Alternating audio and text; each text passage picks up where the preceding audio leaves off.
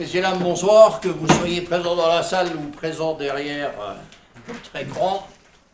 Conseil communautaire, ma foi, avec du monde, même si on peut peut-être avoir des retardataires. Thierry, je vous propose de faire l'appel, en n'oubliant pas le secrétaire de séance, de manière à vérifier le quorum. Alors, Patrick Risser. Présent. Monsieur Claude Bossec. Présent. Monsieur Bourson. Présent. Monsieur Busco. Excusez, convocation Monsieur Risser. Monsieur Simarelli. Présent.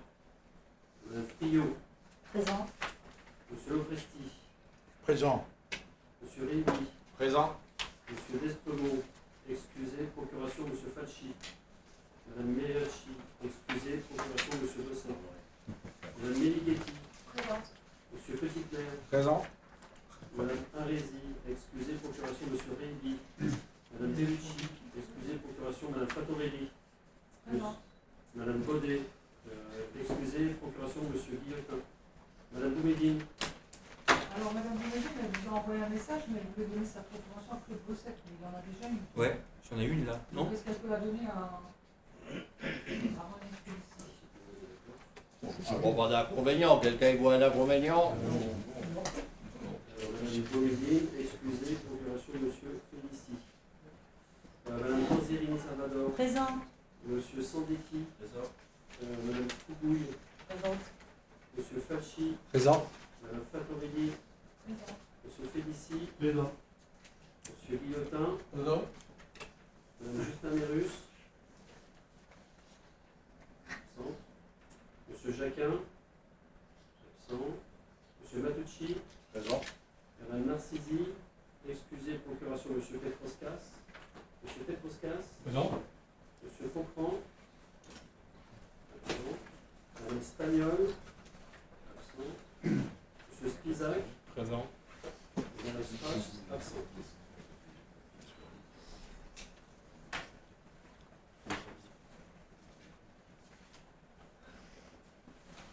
Bien, sans me tromper, je pense que nous avons le quorum.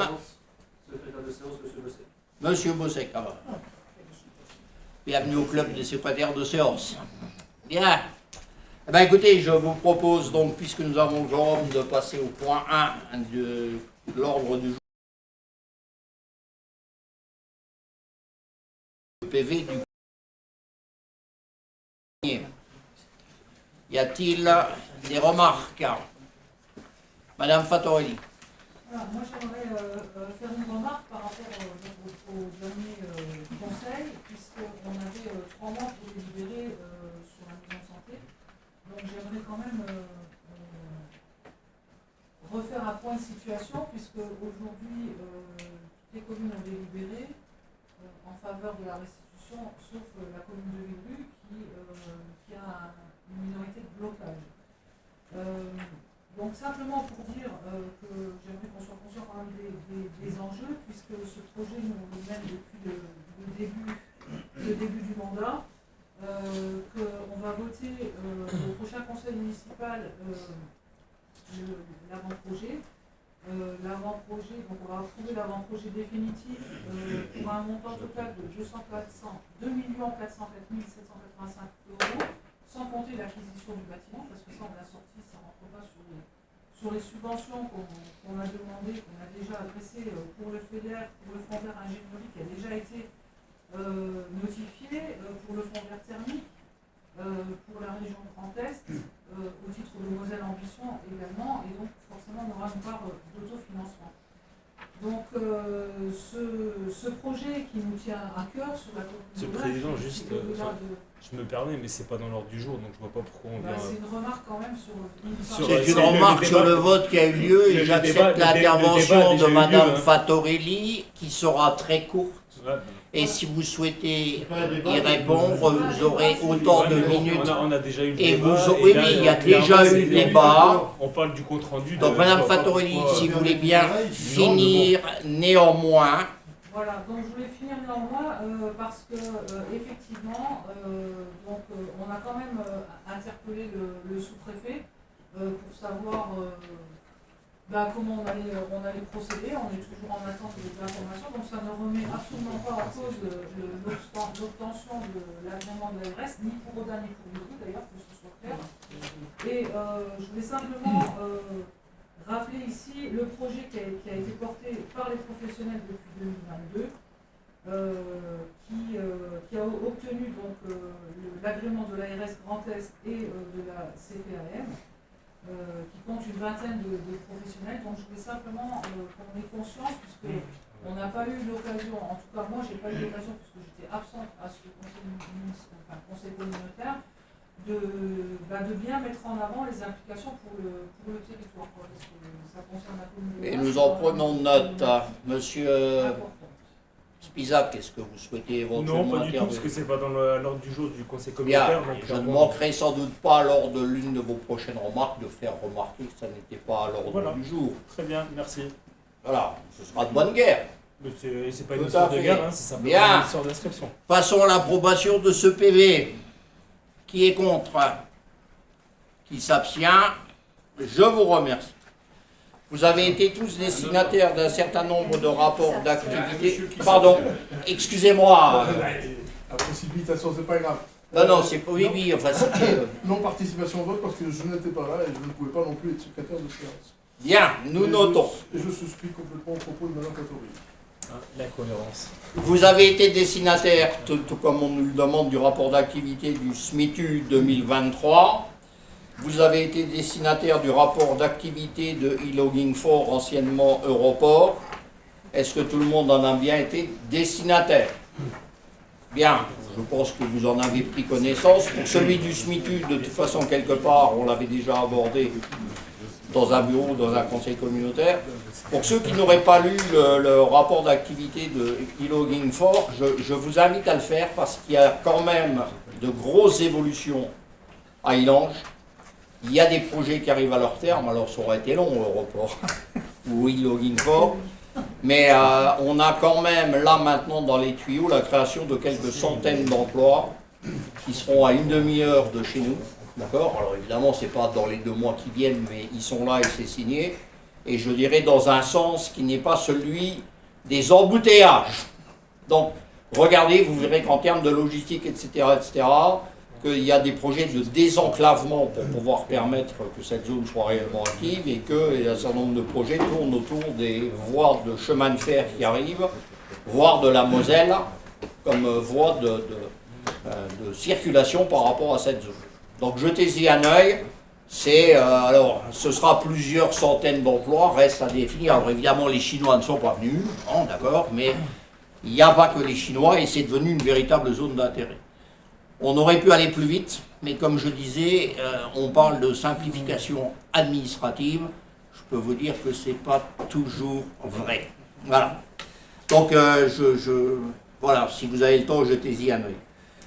Le conseil départemental 54 nous a proposé de prendre une motion dont vous avez pu prendre connaissance avec un courrier de la présidente du CD 54 qui reprend des arguments et pour dire à l'État que peut-être la manière dont on traite les départements n'est pas très équitable et que ça risque de leur poser un certain nombre de problèmes, notamment dans les politiques qui sont obligatoires pour eux, c'est-à-dire la petite enfance, le handicap, le RSA, et j'en passe, c'est des meilleurs. Hein. Bien. Donc j'ai proposé qu'on présente cette motion au Conseil et que nous puissions donc éventuellement l'accepter et la voter.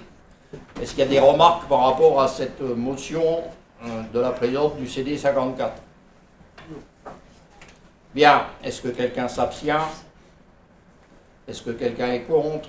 Je vous remercie. Je ne sais pas si vous avez entendu les déclarations de la ministre chargée des collectivités territoriales ce matin, mais là où on pensait que peut-être les 5 milliards deviendraient, si on écoutait l'Archer, 2 ou 2,5, avant le Salon des maires, elle annonce que ce sera 5 milliards. Après le salon, ça restera.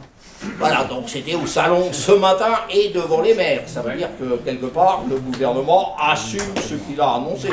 Qu'est-ce que ça donnera? Moi, je ne suis pas devin, Mais en tout cas, puisque nous allons avoir à discuter d'Europe, nous sommes bien obligés, pour l'instant, de tenir compte de ce qu'on nous demande, que nous aimions ou pas. Je veux dire, il y a des conséquences sur les enveloppes, sur tout ce qu'on veut, donc nous serons amenés à... Eh ben voilà, d'ailleurs, en fait, puisque nous avons adopté la motion, nous passons, Claude, au point finance. Et avec Sébastien, vous allez nous présenter le rapport d'orientation budgétaire.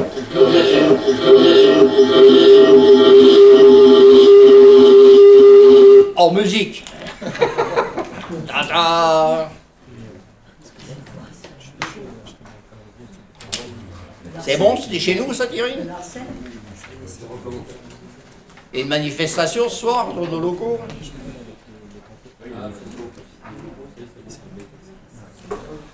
On y va? Sébastien? On y va, Sébastien, pensez à parler fort et à parler dans le micro si vous prenez la parole, hein. D'accord? Pensez à ceux qui sont tout au fond de la salle et à ceux qui sont derrière leur écran. Merci. Je sais qu'il faut que vous forciez votre nature. On a préparé un document de synthèse du document qui vous a été transmis et qui doit faire 30 pages ou 31 pages, je crois. Donc quelques slides sur le rapport d'orientation budgétaire, avec, comme d'habitude, 3 grands points. Le contexte national du budget 2025 et le projet de loi de finances 2025 qui est en discussion actuellement, avec le contexte macroéconomique, les finances des collectivités territoriales et les mesures du PLF, du projet de loi de finances qui impacteront les collectivités, le contexte local et les perspectives financières sur les budgets de la CCPHBA, avec quelques données sur le territoire et une synthèse financière, rétrospective et prospective, et puis les orientations et les perspectives pour le territoire, donc perspectives financières et orientation. Donc le contexte national, donc tout d'abord le contexte international, donc après la crise sanitaire et le contexte géopolitique, on a eu une flambée de l'inflation qui s'est traduit ensuite par un durcissement des politiques monétaires pour lutter contre l'inflation. Politiques monétaires donc, qui sont établies par les banques centrales, la Banque centrale européenne et puis la Banque centrale américaine. Donc on voit sur le graphique de droite la politique de hausse des taux de la Banque centrale européenne, qui est montée qui est montée à 4,5 sur les taux directeurs pour ralentir l'inflation. Aujourd'hui, le contexte est différent puisque l'inflation diminue et que le contexte de taux élevés fait que la croissance économique est fragilisée dans sa globalité. Les marchés d'immobilier sont en baisse, tout comme les prix, ce qui impacterait fortement la croissance économique. Donc la Banque centrale européenne a également revu ses prévisions de croissance, c'est le graphique d'en bas, et ses prévisions d'inflation. Donc l'objectif inflation est atteint, par contre maintenant il faut soutenir la croissance économique, on en est là. Donc on voit la baisse des taux directeurs de la Banque centrale sur le graphique en haut à droite, qui a été entamé fin août, je crois, ou non, début septembre. Le contexte national, c'est toujours la loi de programmation des finances publiques. Alors pourquoi on en parle, même si il y a une incohérence sur les chiffres, hein. Vous savez, la loi de programmation des finances publiques, elle est établie sur plusieurs années. Les chiffres sont complètement incohérents maintenant, mais il y a quand même dedans le plafonnement des dotations aux collectivités locales. Ça, c'est toujours d'actualité. Et on verra tout à l'heure que les variations des dotations à destination des collectivités locales sont revues à la baisse.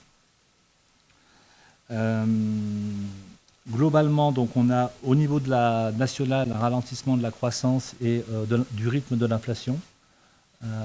Donc on vous a mis un graphique sur les différentes sources de l'inflation, avec l'alimentation, le tabac, l'énergie et les produits manufacturés et les services. Le contexte national, vous le connaissez, hein, c'est la dérive des finances publiques, bien sûr.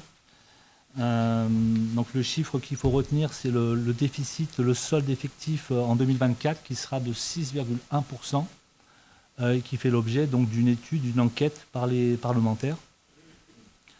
Le graphique de droite, c'est l'encours de dette qui au premier trimestre 2024 est à 110% du PIB, 110% de la richesse qu'on produit. Alors on peut croire que 110, la tendance est à la baisse, mais non, puisqu'on est au premier trimestre 2024 et la croissance est en train de ralentir. Donc ce chiffre-là, le 110%, va augmenter mécaniquement. D'accord ? Le tableau d'en bas, c'est la dette de l'État et des collectivités locales. Donc on voit que l'encours de dette de l'État, c'est plus 146 milliards d'euros. Pour les collectivités locales, c'est plus 6 milliards d'euros. Donc le poids de la dette des collectivités locales est quand même assez minime par rapport à la dette de l'État qui, je vous rappelle, emprunte pour son fonctionnement. Le redressement des comptes publics, alors on a mis un petit slide avec un petit rappel par rapport au rapport d'orientation budgétaire 2024. On avait déjà évoqué ça par rapport à la santé financière des collectivités locales. Donc à droite, vous avez deux tableaux, c'est la santé financière globale des collectivités locales.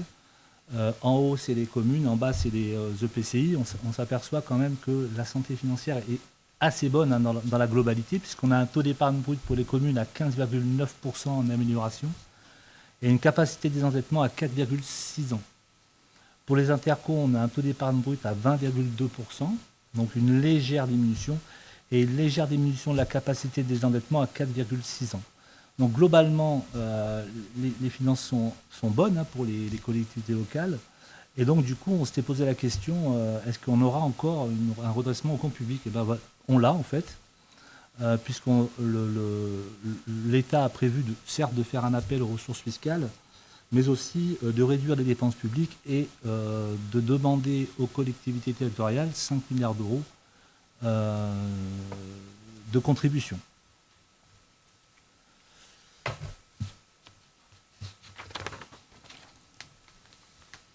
Donc le projet de loi de finances maintenant, donc on vous a mis l'architecture de la DGF à gauche, c'est toujours intéressant.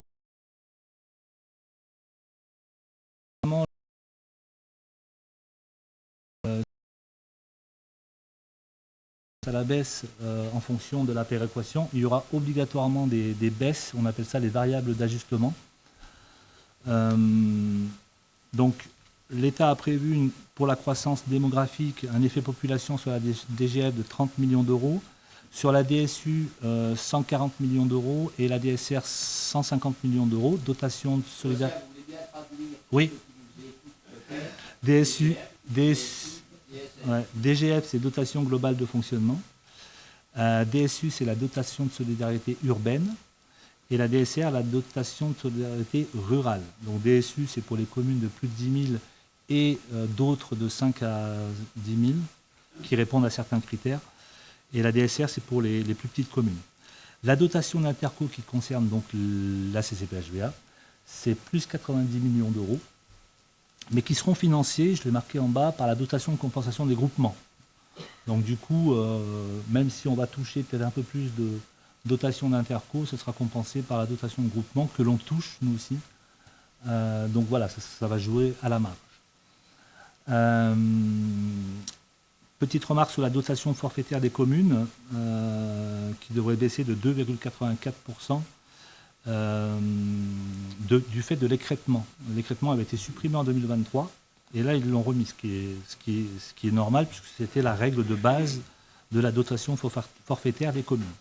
Donc globalement l'enveloppe reste la même, à l'intérieur il y a des augmentations et donc il y aura des variables d'ajustement qui sont la dotation de compensation de réforme de la taxe professionnelle pour 42 millions d'euros, la même dotation pour les EPCI, moins 150 millions d'euros. Alors nous, on n'est pas impacté parce qu'on ne la touche pas, celle-ci.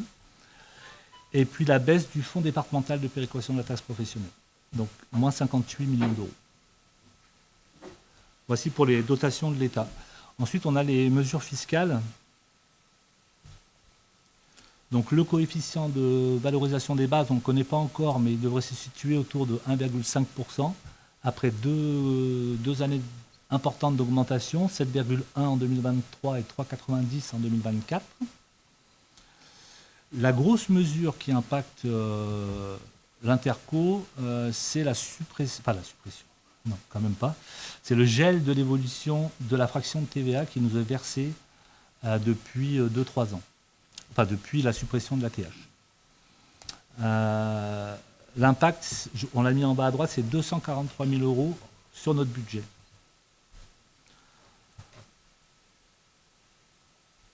Et aussi la CVAE, c'est à moindre mesure, mais il y a la CVAE aussi qui est gelée à son montant de 2024. Alors la mauvaise nouvelle, c'est que non seulement en 2025 c'est gelé, mais en plus, en 2024, on a reçu la notification la semaine dernière et on perd aussi par rapport aux prévisions, parce que la notification de la fraction de TVA est faite l'année même.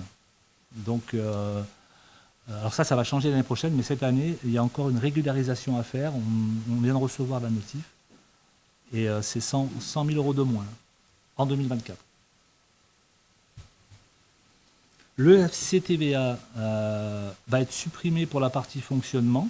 Donc ça, c'est 57 000 € pour les deux budgets de l'Interco.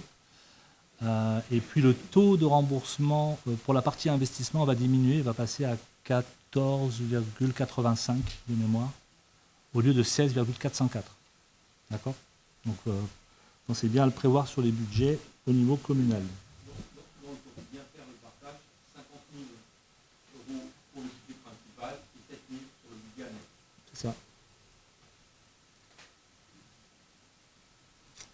Alors, une mesure qu'on a voulu inscrire quand même, parce qu'elle est importante, mais on n'est pas concerné, c'est création d'un fonds de réserve par prélèvement sur les ressources fiscales des collectivités dont les dépenses réelles de fonctionnement sont supérieures à 40 millions d'euros. On n'y est pas encore, mais le jour où on va y être, il va falloir participer à ce fonds de réserve qui est censé alimenter les fonds de péréquation. Et c'est toute là la problématique, c'est que le FPIC, le fonds de péréquation, il est plafonné déjà.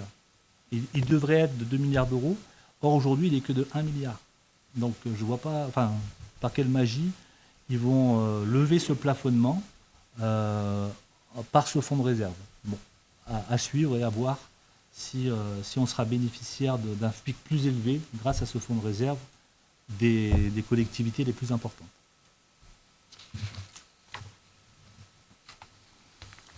Les données du territoire. Donc une partie financière à droite et une partie sociodémographique. Donc la population au sein de l'INSEE, 29 788, une légère hausse de 0,03%. Le revenu par habitant, après une forte hausse en 2023, je ne sais pas si vous vous rappelez, il augmente seulement de 0,9% en 2024. On a une belle progression du potentiel financier par habitant, 8,5% contre 7,1% pour la moyenne nationale.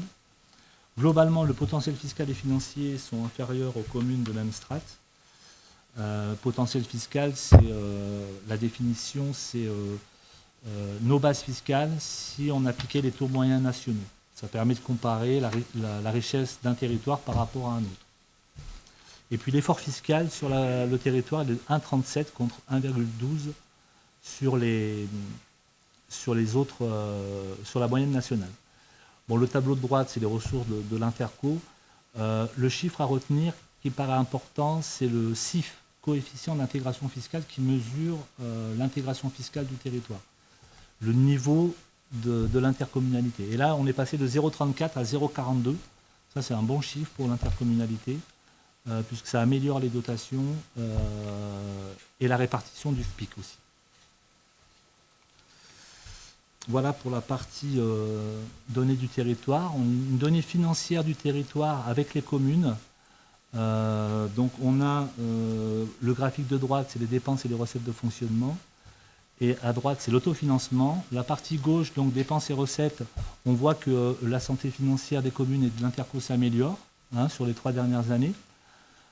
Pareil pour l'autofinancement. Alors j'ai fait exprès de rajouter l'autofinancement hors remboursement de pré-relais qui pollue un peu nos comptes en 2023.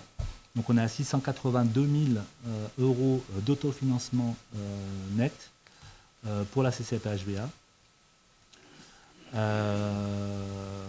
Voilà pour la partie autofinancement et dépenses et recettes. Alors ce graphique, hein, c'est pour montrer que au niveau de la CCP-HVA, le moindre impact, baisse des recettes ou forte augmentation des dépenses, on n'a pas de fonds de roulement en fait pour couvrir cela, quoi. C'est ça la problématique. On le voit mieux peut-être sur le graphique suivant. Voilà, donc ça c'est les fonds de roulement et on voit qu'on est à 331 000 euros. Donc on n'a aucune marge de manœuvre pour subir une forte baisse de recettes ou une forte augmentation des dépenses.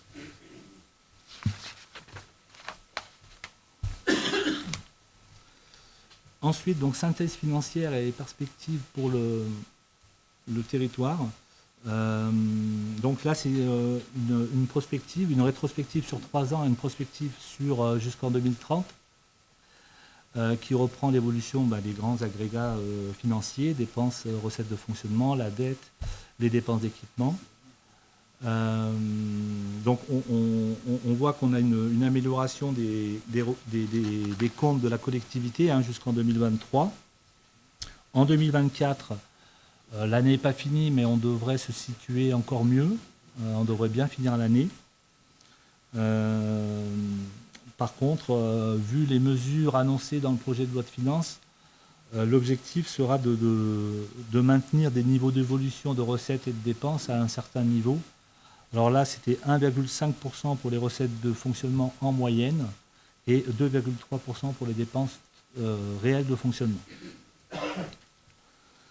Alors toute cette prospective, elle intègre bien sûr les nouvelles dépenses qui vont arriver. Donc on parlera peut-être tout à l'heure des biodéchets, la mobilité également, avec l'élargissement du périmètre. Et voilà, donc en tenant compte de cette évolution, en intégrant l'ensemble des projets de la CCP-HVA qu'on va voir plus tard, on parviendrait quand même à tenir une évolution financière positive, puisqu'on serait à 7,3% en 2030 sur le taux d'épargne brute et une capacité de désendettement à 9,7 années.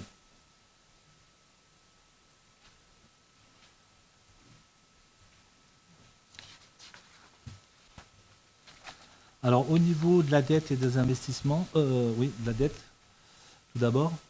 Alors la CCP-HVA a un encours de dette élevé, vous le savez, depuis 2022. La dette est assez importante et l'objectif c'est de la réduire, ce qui a été fait. En 2024, on est à 16 millions d'euros de dette, donc capital restant dû, 16 065 000. Et l'objectif c'est quand même d'essayer de la réduire sur la période avec des variations infra-annuelles. L'annuité de dette est assez importante également, puisqu'on est sur des montants de 1,2 million, 1,2 million en 2024, et on serait à 1 583 000 en 2029. Donc une annuité qui impacte l'autofinancement brut et net. La dette, par contre, elle est sécurisée à 100%. Elle est avec des emprunts qui sont classés en AA, on appelle ça. Donc c'est des indices soit au fixe, soit des indices Euribor qui sont assez classiques sur le marché financier. Le taux de moyen de la dette est assez bas puisque c'est une dette jeune et assez récente. Donc l'objectif chaque année, j'ai envie de dire, c'est de limiter le recours à l'emprunt pour les années futures avec l'obtention d'un taux de subventionnement assez important. Voilà pour la dette. Avec une particularité quand même, c'est que aujourd'hui ne peut pas être lié simplement à une brique servicielle. Je suis désolé de parler comme ça, mais je prends ma casquette financière et il faut absolument qu'il y ait une incidence sur le fonctionnement. Vous ne pouvez plus aujourd'hui, et on ne peut pas, être en capacité d'investir sans qu'il y ait des temps de retour sur le fonctionnement. Ça serait une erreur préjudiciable pour nos administrés et aussi pour notre fonctionnement. Donc, voir comment on établit dans le rapport d'orientation budgétaire cette contrainte, parce que c'est une contrainte, Parce que j'aimerais bien avoir partout plein de choses, moi, mais on n'a pas les capacités financières. Donc, encore une fois, je répète, s'il n'y a pas un emprunt qui a la particularité d'aller finalement alléger nos frais de fonctionnement, il faut absolument le proscrire. Ça, c'est ma position. Ensuite, les projets d'investissement.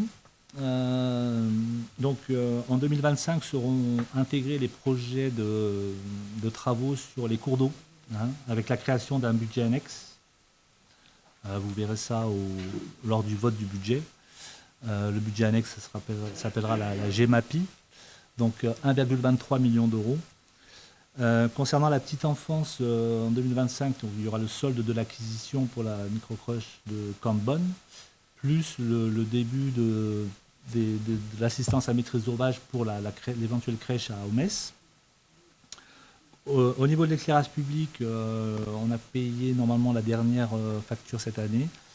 Il restera les lampadaires solaires pour 2025. La fibre, le paiement se fera en 2025, même si les travaux sont terminés, mais le solde de la participation de la CCPHVA se fera en 2025. Concernant l'EPA, on a toujours la participation annuelle à l'OIN, 126 000 euros, et la participation étalée dans le temps de la ZAC de Micheville 1, qui en 2025 va passer à 120 000 euros au lieu de 60. Ça, c'était tout prévu en APCP, donc il n'y a pas de surprise. Et puis la politique de l'habitat, comme chaque année, sera prévue au budget. Au niveau des projets en construction, toujours un peu les mêmes, on va dire. On a l'aire d'accueil des gens du voyage, qui est toujours en discussion. La centrale énergétique sur le plateau de Micheville. La piscine, où les études sont en cours. Des retours vont être faits prochainement. Et puis les pistes cyclables, alors elles sont projets en cours, mais elles sont intégrées quand même à la partie réelle suite aux orientations prises récemment. Là, le document était un peu plus vieux. Donc, ce qui est important quand même, c'est l'objectif général, même si ce n'est pas dans l'air du temps, c'est d'obtenir le maximum de subventions sur tous les projets. Alors,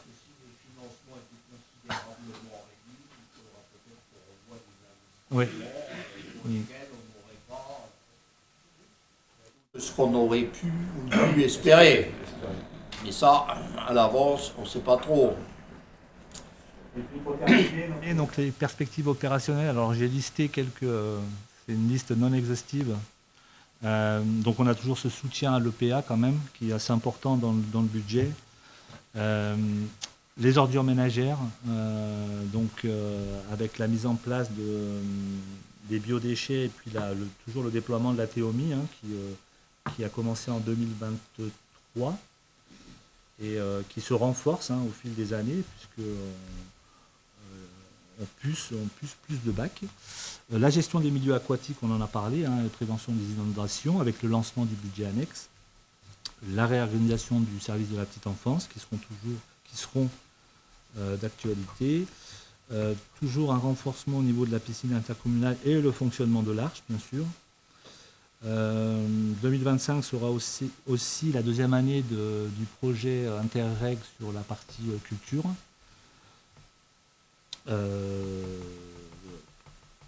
Et puis la poursuite des travaux sur les compétences eau et assainissement qui devrait aboutir à un transfert au 1er janvier 2026. Et puis les équipements structurants, c'est les études évoquées plus loin, donc c'était surtout la piscine intercommunale pour le territoire. Est-ce que j'ai parlé assez fort? Bien. Voilà le rapport d'orientation budgétaire tel que nous l'avons préparé. Claude, Oui, que doit-on essentiellement retenir de ce ROB en termes de conséquences sur le budget que nous allons être amenés à construire? Et quand je dis que nous allons être amenés à construire, c'est dès demain matin, puisque les travaux commencent demain toute la journée. Et tout le monde a bien perçu que si on avait des perspectives et qu'on essaierait de les tenir, l'équation budgétaire de cette année est quand même délicate. On va dire comme ça. Oui. Voilà. Allez, c'est à vous. Alors moi je voulais revenir simplement pour ramener un petit peu le débat et la compréhension. L'État veut absolument arriver à 5% pour 2025 du déficit, revenir à 5%. On sait que l'atterrissage va être à 6,1 et forcément derrière, on est bien d'accord qu'elle va aller chercher ses 60 milliards pour finalement retomber sur un déficit entre guillemets acceptable.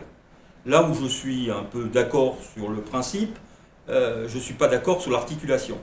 Quand elle va rechercher à peu près 20 milliards aujourd'hui de capacité à aller retrouver finalement des marges de recettes, et elle va rechercher derrière 40 milliards de sobriété dont nous allons payer la partie forte avec 5 milliards. Mais derrière tout ça, il se cache aussi des choses.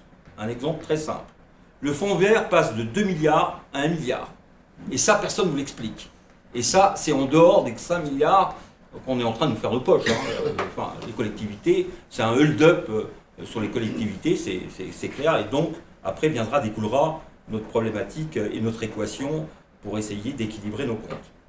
Deuxième chose qu'elle a oublié de dire, c'est que derrière, vous avez la Caisse nationale des retraites des agents des collectivités locales qui va nous impacter fortement, hein, et ça, c'est en dehors du radar, et ça aussi, ça va peser sur les collectivités, et vous allez voir, parce que je vais vous faire la décomposition, jusqu'où ça va aller nous amener simplement pour un EPCI comme le nôtre. Et donc, quand vous regardez tout ça, on s'aperçoit d'une chose, c'est que, encore une fois, avec une mauvaise gestion, on va avoir une contribution importante à lier, et l'État dit finalement chacun doit leur juste part. Alors j'aime bien la juste part, hein. C'est vachement élégant la juste part pour essayer de passer la pilule, mais moi je pense que derrière tout ça, il va falloir être très prudent et surtout comment on va pouvoir travailler sans trouver les équilibres budgétaires qui vont bien. Donc concrètement sur notre territoire, qu'est-ce que ça va peser tout ça? Alors, on a un budget annexe, comme vous le savez, hein, on parlera de la GMAPI après, on parle des ordures ménagères. Le problème des ordures ménagères, vous avez 3 composantes qui vont faire qu'on n'arrive pas à la stabiliser. Et on dit très bien, et je vous l'ai déjà répété, le déchet doit payer le déchet, comme l'eau paye l'eau. Et l'idée que j'en ai, et je pense qu'il faut absolument avoir une projection là-dessus, c'est de faire la décomposition, pourquoi on est en décalage budgétaire et qu'on n'arrive pas à faire cet équilibre. Première raison, le biodéchet. Le biodéchet va nous coûter par habitant 15,21 € par habitant. Ça, il faut l'avoir. Nous sommes aujourd'hui à 29 788 habitants sur notre territoire, ce qui fait 453 075 € aujourd'hui pour essayer d'équilibrer sur le biodéchet. Après, nous avons le SMTOM qui, avec leur P0, je vous traduis très rapidement, les frais de fonction et tout ça, qui fait qu'on doit équilibrer le fonctionnement du SMTOM. Nous passons de 32 € à 34 €, 2 € supplémentaires, ce qui fait 6,25% d'augmentation. Mais si je vous le monétise, ça fait 59 576 €. Ce qui porte forcément 453 plus 59 576. Après, nous avons la problématique, alors à moindre échelle, mais qui impacte quand même notre budget et notre équilibre sur notre budget annexe. Vous avez les gens de notre territoire qui vont à la déchetterie au SMTOM. Et vice-versa, des gens de l'autre côté qui viennent chez nous. Mais l'équilibre fait qu'il y a 12 000 € que l'on doit. Donc il faut veiller à ça, 12 000 € supplémentaires pour l'équilibre. Et vous avez la dernière chose, c'est les sacs liés au tri. On a cette année encore 10 000 € sur la TOMI, le tri est sélectif, 10 000 € de sacs en plus. Si je regarde tout ça, ça nous amène à une somme de 532 265 € le point fiscal sur le déchet, il est aujourd'hui de 266 000 euros. Donc si je veux combler fiscalement le surcoût obligatoire, et on ne parle pas là d'une mauvaise pratique de gestion de nos déchets, c'est simplement des taxes qui nous sont données, des obligations, le biodéchet, il faudrait qu'on augmente de 2 points, ce qui nous permettrait de rendre l'équilibre budgétaire sur notre budget annexe. Et je vous fais grâce, chaque année, le budget principal vient abonder pour équilibrer les comptes du budget annexe. Il est hors de question que cette année, je vous l'ai déjà dit, hein, alors à moins que vous en décidiez autrement, mais hors de question que le budget principal vienne abonder sur le budget des ordures ménagères.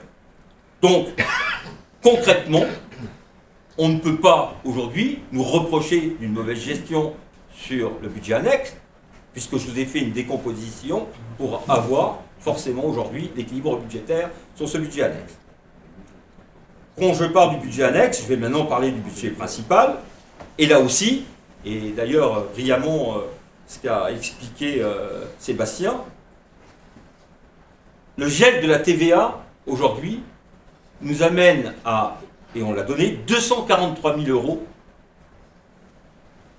de recettes en moins. La suppression du FCTVA, 50 000. Nous avons, ce que je vous ai expliqué tout à l'heure, la Caisse nationale de retraite, hein, c'est 90 000 sur notre territoire. Donc quand vous faites le calcul de tout ça, pour avoir l'équilibre budgétaire, c'est 383 000 euros au jour d'aujourd'hui qui nous est dû. Quand on a fait un calcul, et je vous donne un petit peu l'idée de réflexion, pour mettre la première graine de réflexion pour les prochaines séances budgétaires. On va se retrouver finalement avec une espèce d'équilibre à résoudre, et l'idée, pour moi, et je vous en fais acte, je pense que la fiscalité n'est pas aujourd'hui, nous sommes à 9,52 sur notre territoire, ce qui est plutôt quelque chose d'assez important. Je ne pense pas qu'il faut recourir à la fiscalité foncière. En revanche, on a à travailler 3 choses. La première, dès demain, pour l'équilibre, nous partons à moins 300 et quelques mille euros, hein, 383 000 euros. Nous allons faire un arbitrage budgétaire pour tous les services. C'est un petit marathon d'une journée hein, qui commence le matin à 8h30, qui se finit lorsque ça se finit. Et chaque service va présenter ses budgets et nous allons raboter, c'est le terme, hein, raboter, trouver des solutions, des optimisations, des décalages pour essayer de ramener ce déficit. Ça, c'est la première action très forte qui va être menée pour cet arbitrage budgétaire. On va voir ce que ça va donner. Aujourd'hui, je n'ai pas d'art divinatoire. On va essayer de trouver le maximum de ressources sur ce rabotage lié au service. Quand on aura cette somme, on la déduira, et si on y arrive et à équilibrer grâce à ce rabotage, c'est bien. Si ce n'est pas le cas, je vous en rendrai compte. Et forcément, derrière tout ça, il faudra qu'on arrive à trouver cet équilibre budgétaire. Parce qu'encore une fois, je répète, il serait d'envoyer un message, encore une fois, d'une augmentation foncière, pour moi, ça serait terrible. Hein. Je pense qu'on a fait ce qu'il fallait faire à un moment donné. Il faut maintenant essayer de trouver des solutions ensemble sur la problématique de l'équilibre budgétaire. En tout cas, je vous ai donné les 2 sons un peu très précis entre le budget des ordures ménagères et le budget principal. Et encore une fois, ayez une réflexion, ayez quand même aussi quelque chose qui arrive avec une construction. Et si vous avez des idées, je suis preneur. Oui. J'ai juste une question. Donc on a parlé du budget des OM. Là, le budget principal, c'est que le fonctionnement sur les 380 millions. Oui. C'est que on parle que du fonctionnement. Oui, mais enfin, on n'a pas de problème au niveau de l'investissement. Hein. Si on n'investit pas, on n'a pas de problème. Si on n'investit pas. bloquerait une partie en investissement, mais c'est... Mais c'est pas là. Non. L'objectif. Moi, ce que je voudrais que il y a des gens qui sont finalement élus dans les services liés à notre CCPHVA. Moi,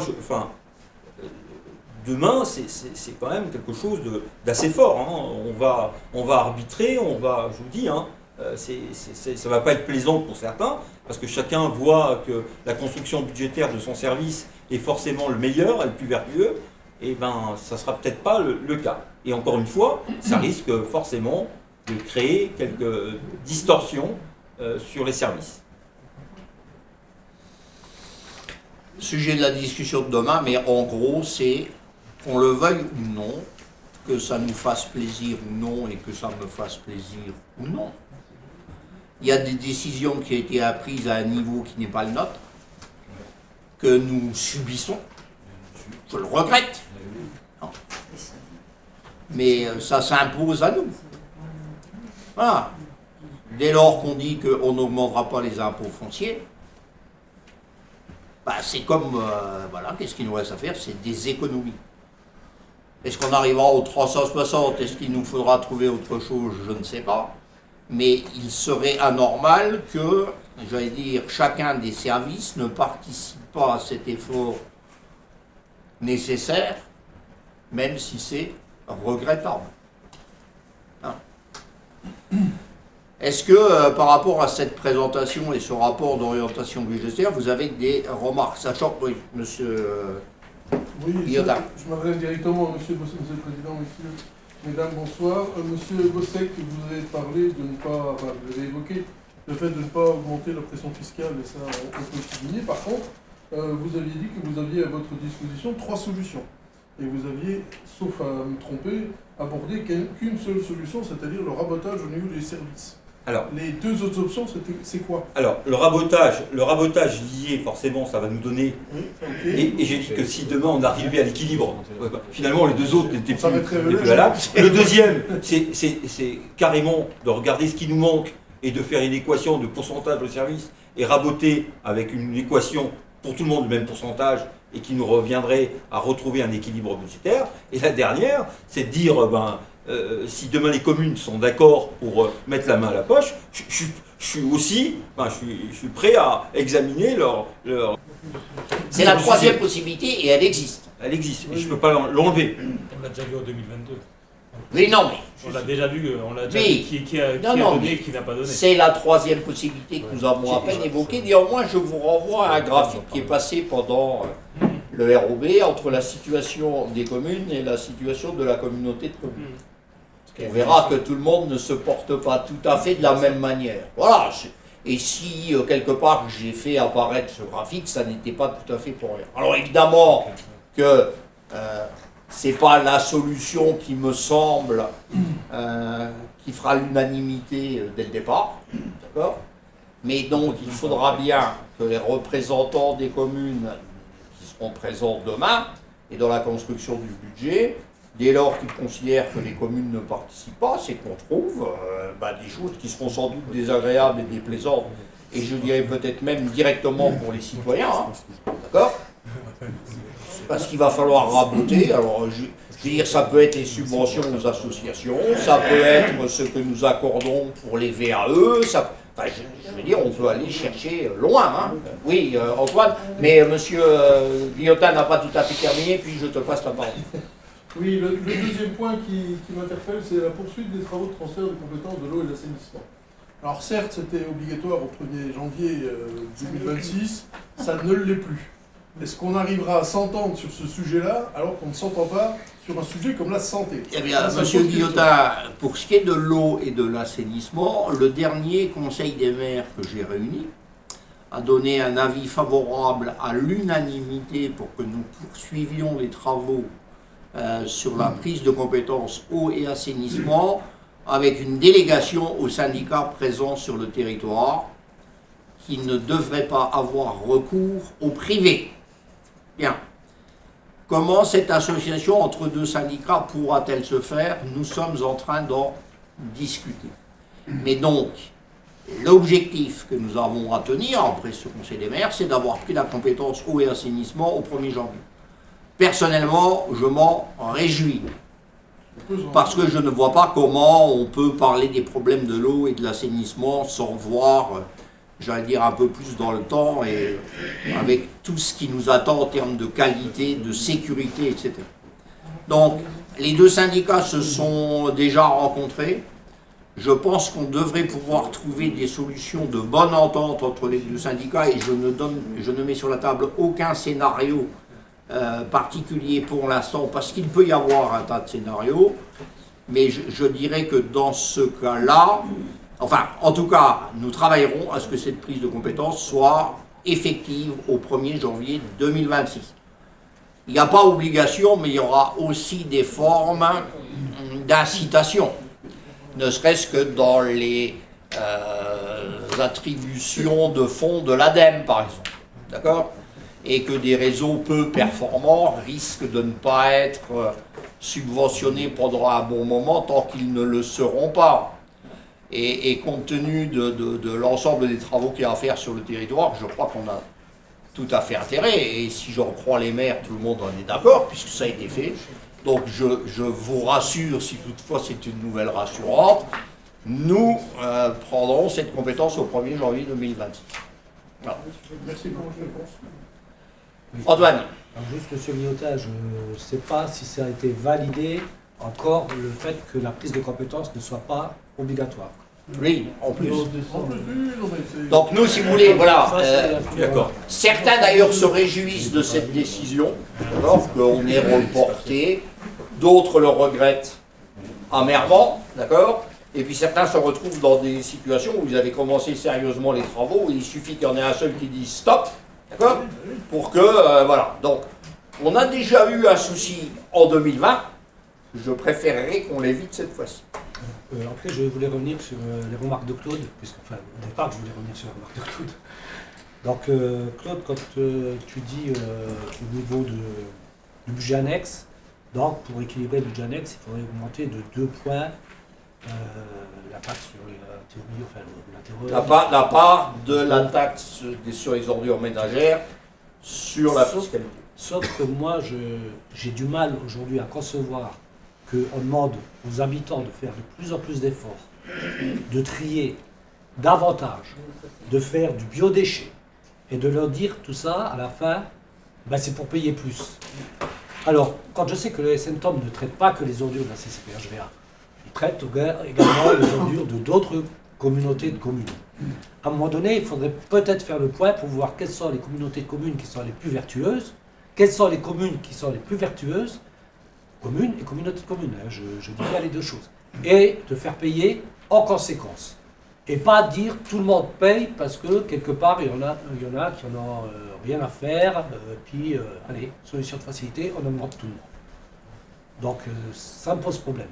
Je pense que là, le SNTOM, il devrait être en capacité de déterminer d'où proviennent les déchets qui doivent être le plus triés, ou qui sont le moins triés, qui doivent être le plus triés chez eux, puisqu'ils ont les camions qui viennent détourner, enfin, etc. etc. C'est trop facile de mettre tout le monde au pied d'égalité sur ce problème-là. On est une interco, il y en a des autres, donc voilà. Alors, je vais répondre à ta question. C'est vrai que, quelque part, plus on trie, plus on paye. C'est une réalité. Enfin, je ne veux pas me cacher derrière une réalité aussi flagrante. Mais, en revanche, ce qu'on oublie à dire, c'est que nous avons des contraintes qui sont obligatoires. Et derrière tout ça, je sors d'un bureau du SNTOM cet après-midi, où on s'aperçoit, je vous donne simplement une indication, hein, mais on attend parce que le bras qui trie sur nos biodéchets est en train de faire un exercice, c'est-à-dire qu'il apprend. C'est-à-dire qu'à la fin de l'année, il aura une capacité d'être à 99% capable de reconnaître et d'être précis sur la nature des endroits où le biodéchet est présent. Donc ça, c'est preuve que notre technologie est plutôt à la hauteur de ce qu'on attend sur des données précises. Et je te rejoins, qu'à un moment donné, ceux qui jouent le jeu par rapport à ceux qui ne jouent pas le jeu doivent forcément être pénalisés. Deuxième chose, ce que j'ai donné à travers l'augmentation. En aucun cas, je n'ai parlé de la théomie ou une incitation où chacun doit y retrouver son compte. Et là, on voit très bien que la théomie fonctionne plutôt bien. La première année, elle a été mal comprise. La deuxième année, les gens sont plutôt habiles et ont atteint, dans 80% des cas, ont atteint l'objectif des 20% de moins sur leur taxe d'ordures ménagères. Quand je dis que derrière, on a 3 problèmes. On a le problème du biodéchet qui est imposé, et ça, c'est pas l'USM-TOM, c'est pas la collectivité qui nous l'impose, c'est l'État. La deuxième, en ce qui concerne le P0, on est dans une situation, et je l'ai répété à différentes reprises, et je vais rentrer dans ton analyse. On a un plafond, c'est le cas de le dire, un plafond de verre, c'est que, encore dans les déchets ménagers, les ordures ménagères, nous avons encore trop de verre. Les gens, on a 5% qui nous est imputable sur notre territoire, la CCPHUR. Je ne parle pas des 120 000 aujourd'hui personnes qui sont au SM-TOM.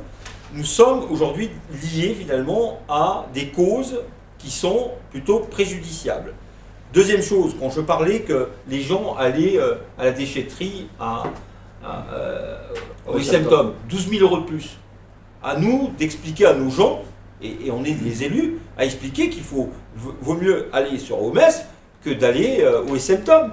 Mais après, on ne peut pas les empêcher d'y aller, mais c'est 12 000 €, c'est 12 000 € qu'on pourrait éviter. Dans l'autre sens, on a perçu. Pourquoi on leur a fait la Oui, proposition mais c'est l'écart, les 12 000. Ah, le 12 000, c'est l'écart. C'est l'écart de ce que ça nous coûte. Pourquoi on a fait la proposition aux gens d'aller là-haut si finalement on savait que c'était pas pertinent hein, pour nous. On ne savait pas à l'avance, d'accord, mais ça permet aussi, parce que moi j'entends bien qu'on peut demander aux gens de venir plus, mais s'il y a 3 fois moins de queue que je suis sur la route dans mon boulot pour aller déposer, c'est sûr que je C'est ce qui se passe, choisirais d'aller au SM-TOM. Hein. C'est ce qui se Oui, passe. oui, là, on est bien d'accord, mais à partir du moment où on laisse le choix aux gens, c'est sûr qu'ils ont le choix. Oui, mais bon, voilà, ça nous coûte 12 000. Ça nous coûte. C'est Si des on avait pistes. su ça, peut-être on n'aurait pas forcément venir cette. Je ne sais pas, parce qu'on se serait dit peut-être aussi qu'on n'arrivait pas à rendre toujours correctement le service tout le temps. On est sous-dimensionné. Et on n'est pas encore sous-dimensionné. Mais la question se posera à terme. Et on sait déjà depuis 2015, 2016 ou 2017 qu'à un moment, cette déchetterie, aussi bien qu'elle soit tenue, ne suffira pas. Et c'est pas pour rien qu'on est en train de penser à un projet d'abord de déchetterie plutôt industrielle, d'accord, qui pourrait ensuite et à terme devenir une déchetterie plus ouverte aux particuliers. Mais notre déchetterie, dont je salue la gestion, d'accord, un jour, elle sera trop petite. Donc ouvrir, ça a un coût, oui, mais, ça permet peut-être aussi de... Et pour revenir en complément, les 10 000 € de sacs de tri supplémentaires, le coût, hein, ben c'est aussi que les gens sont appropriés du sujet et qu'aujourd'hui, ben, on a forcément 10 000 € de plus de sacs de tri. Et je termine parce que c'est important ce que tu venais de dire et la remarque doit avoir toute son entièreté en réponse. Derrière tout ça, vous avez quand même une chose importante, le biodéchet, ça règle à un certain moment la problématique de la trajectoire bas carbone. À un moment donné, on ne peut pas verdir notre système lié au gaz sans qu'il y ait aujourd'hui une contribution, alors qui n'apparaît pas financièrement. Et je ne peux pas te laisser dire, par exemple, qu'on n'a pas cette approche-là. On doit travailler pour aujourd'hui retrouver finalement tous ces énergies carbonées pour les décarboner un maximum. Et le biodéchet fait partie, pour une grande partie, de notre problématique liée au gaz, notre biogaz. Donc, même si aujourd'hui on comprend que c'est pesant, mais je me suis toujours dit, si on ne le faisait pas, le coût de, si on ne le fait, l'inaction liée à ça serait beaucoup plus préjudiciable qu'aujourd'hui. Alors c'est vrai que des fois, on se dit, on trie plus, on fait plus d'actions, mais je pense qu'on doit être tous, à un moment donné, animés pour bien faire les choses, et surtout de ne pas regarder son précaré, mais regarder que derrière, qu'est-ce qu'on va laisser à nos enfants si on n'est pas aujourd'hui dans cette situation. Alors encore une fois, c'est quand même, il faut se le dire, Antoine, c'est quand même nous qui avons bouffé finalement tout le carbone, et on y a été gaiement, on a été dopé au carbone pendant des années, des années, des années. Aujourd'hui, on a vu les dégâts que ça peut occasionner. Je ne vais pas vous expliquer ce qui s'est passé à Valence, et ça serait trop facile de laisser simplement une partie de l'explication, mais on regarde bien, on va atteindre 1,5 voire 2 degrés d'augmentation de température. C'est tout justement. Oui, oui, mais ça, c'est le colibri. De gros industriels. Oui, non, mais c'est le colibri. Non, je ne suis pas d'accord. C'est le colibri. C'est-à-dire que chacun fait à sa petite goutte. Et crois-moi, ça c'est une notion qu'on est en train de perdre. C'est la contribution de chacun. On est d'accord. Donc le biodéchet doit quand même, rappelez, servir à produire du méthane. Oui, non, mais j'ai pas dit que j'étais contre le biodéchet. Maintenant, je vais dire où il va avoir ses limites. Parce que quand Nathalie a téléphoné en mairie pour savoir combien de sacs poubelles, de sacs de tri on aurait besoin pour l'année prochaine, on lui a posé la question sur les sacs de biodéchets. Elle a dit, vous en aurez pour tout le monde. Je lui dis, Nathalie, c'est une erreur. Elle me dit, oui, non, mais oui, bien sûr, tout le monde a droit à ces sacs. Je dis, les gens qui ne sont pas venus chercher leur petit récipient pour faire leur tri, on va leur donner ce sac-là. Qu'est-ce qu'ils vont faire avec ce sac-là? Ils vont la mettre dans la poubelle fourre-tout. Ils vont s'en servir pour tout mettre dedans. Ça va repartir, ça va être identifié sur la chaîne du SM-Tom comme un sac biodéchet, et dedans, il y aura n'importe quoi.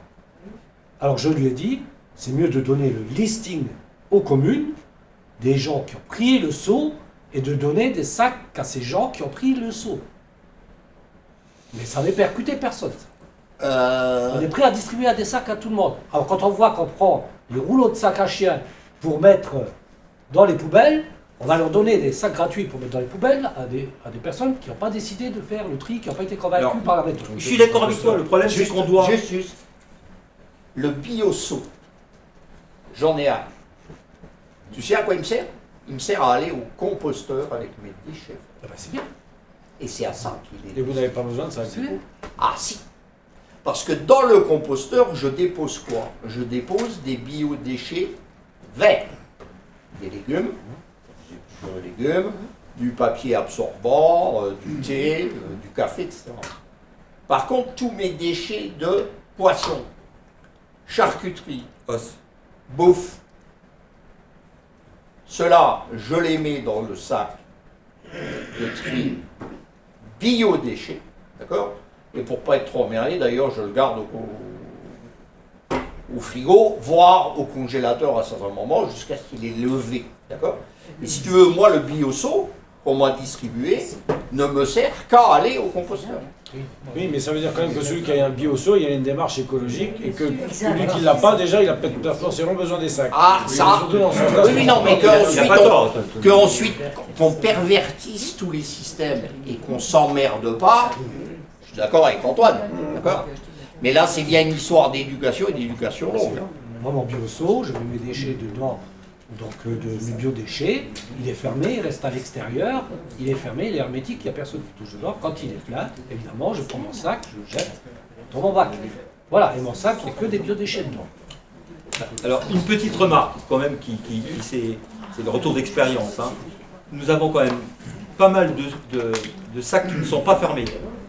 Et quand ils versent ça sur le tapis, eh ben vous avez tout les biodéchets. Mais encore une fois, c'est une question d'explication aux gens. Je pense qu'on est dans une phase d'adaptation et de prise de position sur les bons gestes, et surtout la réflexion là-dessus. Et le tri sélectif, c'était pareil.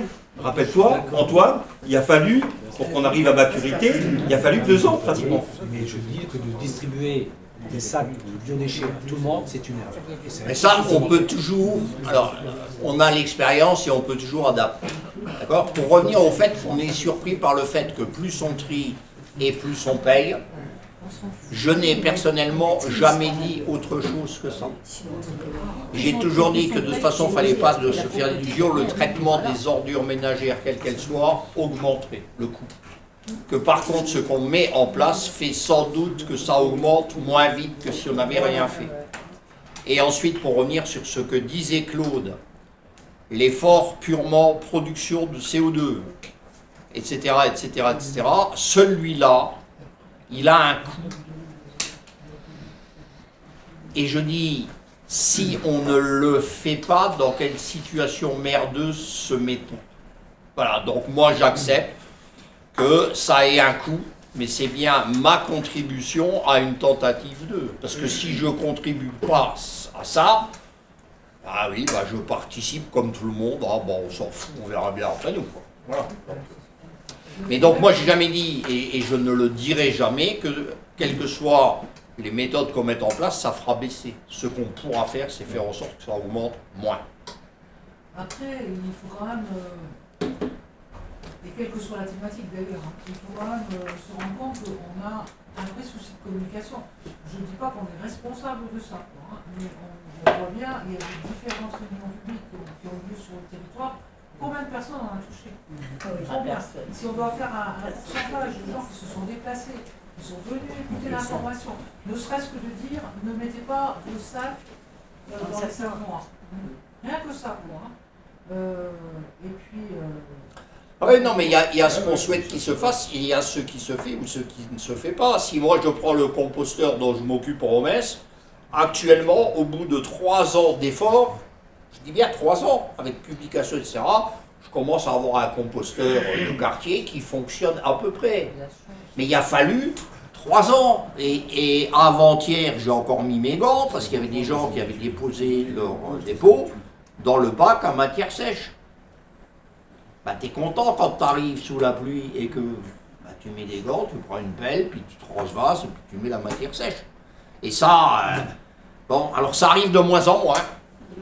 On a essayé de faire en sorte que la signalétique, tu déposes pas là avec un gros X rouge, ben ça suffit pas toujours. D'accord? Et c'est sûr qu'on a un souci d'éducation de nos gens. Faire une piqûre de rappel, et puis, ne serait-ce que, voilà, essayer de toucher un peu plus de gens, parce qu'on l'a vu à la réunion de Dain, finalement, regardez la fibre. Ben, voilà, j'allais prendre, voilà. Donc les gens se déplacent pas pour les ordures ménagères, soit, mais quand on fait les réunions d'information pour la pose de la fibre, il n'y avait pas plus de monde. Après, effectivement, quand ça augmente... Par contre, le jour où ils l'ont pas avec sa merde, putain, on est là. Donc il faut aussi expliquer aux gens que si on a des pénalités, si aujourd'hui on paye des pénalités, c'est parce que certains, au préjudice de tout le monde d'ailleurs, Ah bah oui. parce qu'il n'y a pas de sélection, c'est au préjudice de tout le monde. Mais de dire que, effectivement, on peut râler sur l'augmentation, mais sachez que collectivement, on contribue à cette augmentation parce qu'on retrouve encore du verre, parce que les déchets ne sont pas triés correctement. Et je pense que c'est des choses qu'il faut répéter. Oui, et puis en plus, ce qu'il faut avoir dans... J'étais en train de regarder un petit graphe sympathique qui est l'augmentation de la TGAP. Vous savez que la TGAP, c'est la taxe liée finalement à l'enfouissement. Oui, mais aux activités polluantes. Et vous avez deux types, c'est l'enfouissement ou l'incinération. D'accord? En 2020, la taxe en ce qui concerne l'incinération était de 25 €. La tonne, non? La tonne. Hein. Aujourd'hui, en 2025, elle a été, on a donné le prix de 2025, elle a 25 €. Donc elle a doublé et un peu plus de doublé. 25. Non, 25. Et tu viens de la fois 25. Pardon, 12 € et 25. Voilà.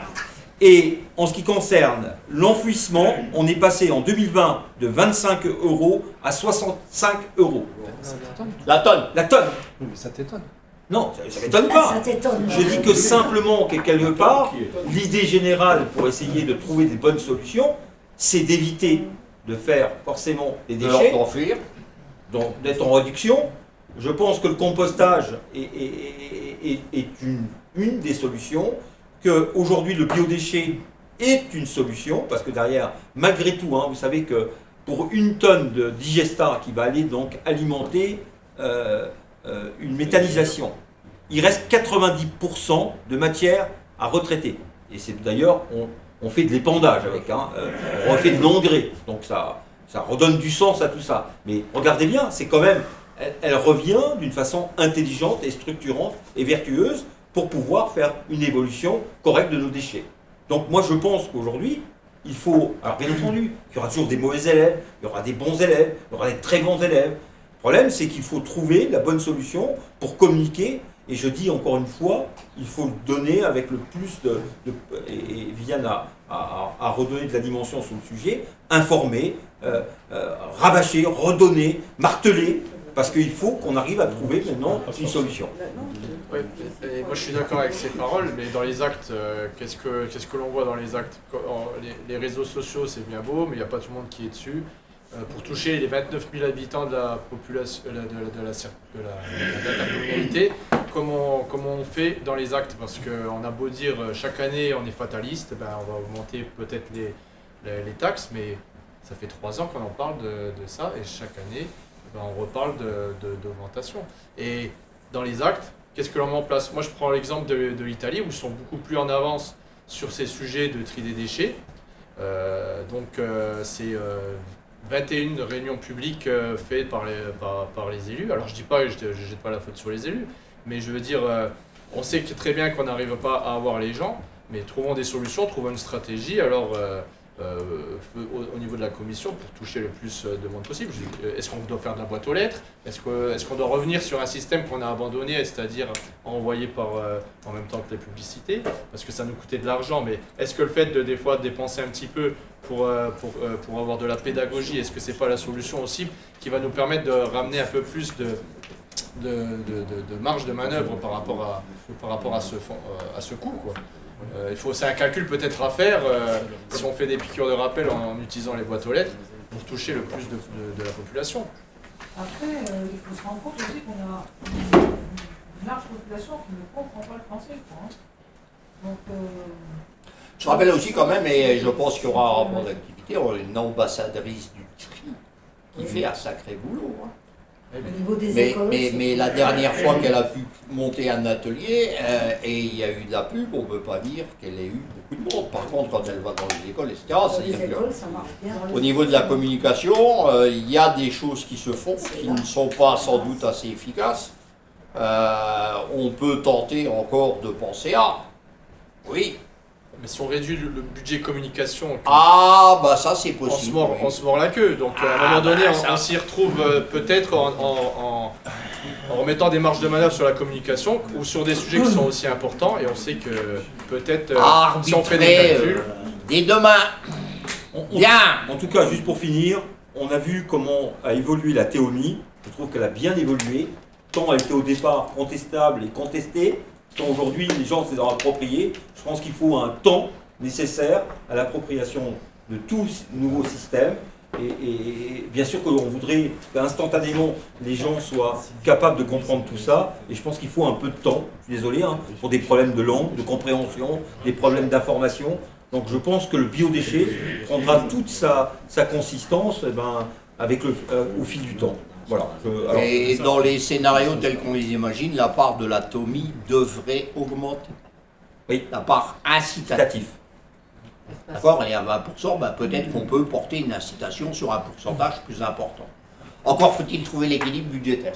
Voilà. Mais c'est bien une politique que nous pouvons tenter de mener. D'accord? Et si les gens profitent déjà des 20%, ou globalement, ils profiteront peut-être des 22 ou 23. Bon.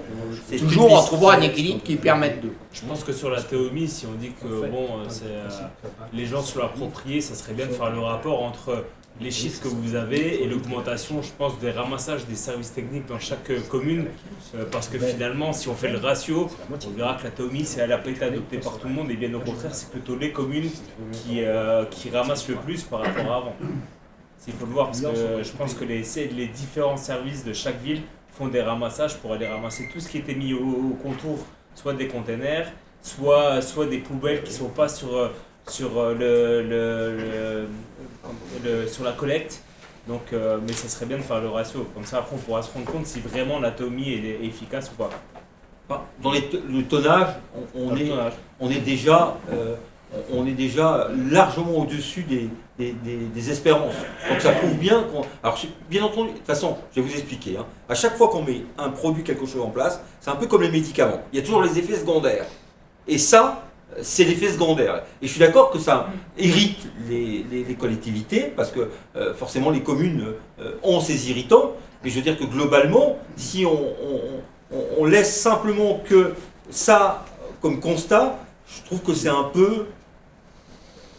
C'est un peu réducteur. Enfin, voilà. C'est pas un peu réducteur, mais je pense que, à moins que le problème est purement villeruppsien, mais dans toutes les communes, ou en tout cas dans les communes, il y a un peu plus de rats qu'auparavant, parce que les gens mettent plus les poubelles de côté parce qu'ils ont de la nourriture dedans. Ouais. Donc après, c'est pas réducteur, c'est simplement un constat, c'est factuel. Donc après, si maintenant, on est capable de se le dire, et c'est un fait, dans toutes les communes, en tout cas dans les plus grosses communes, après, alors je regarde plutôt Daniel si lui peut nous dire aussi si dans les petits villages, en tout cas, c'est le même cas. Mais de plus en plus, on trouve des sacs qui sont mis à côté des pavés parce que soit ils sont sous-dimensionnés, soit les gens, parce que c'est le cas, hein, je peux vous dire le cas de certains PAV où les gens s'arrêtent même pas, ils prennent la voiture, ils jettent les sacs poubelles par la voiture au bas des containers, on a des rats et voilà. Mais donc c'est pour ça que si maintenant on dit, si on se félicite en disant c'est vrai que le tonnage il est bien, mais que l'atomy était adoptée pour tout le monde, je pense qu'il faut quand même faire le parallèle avec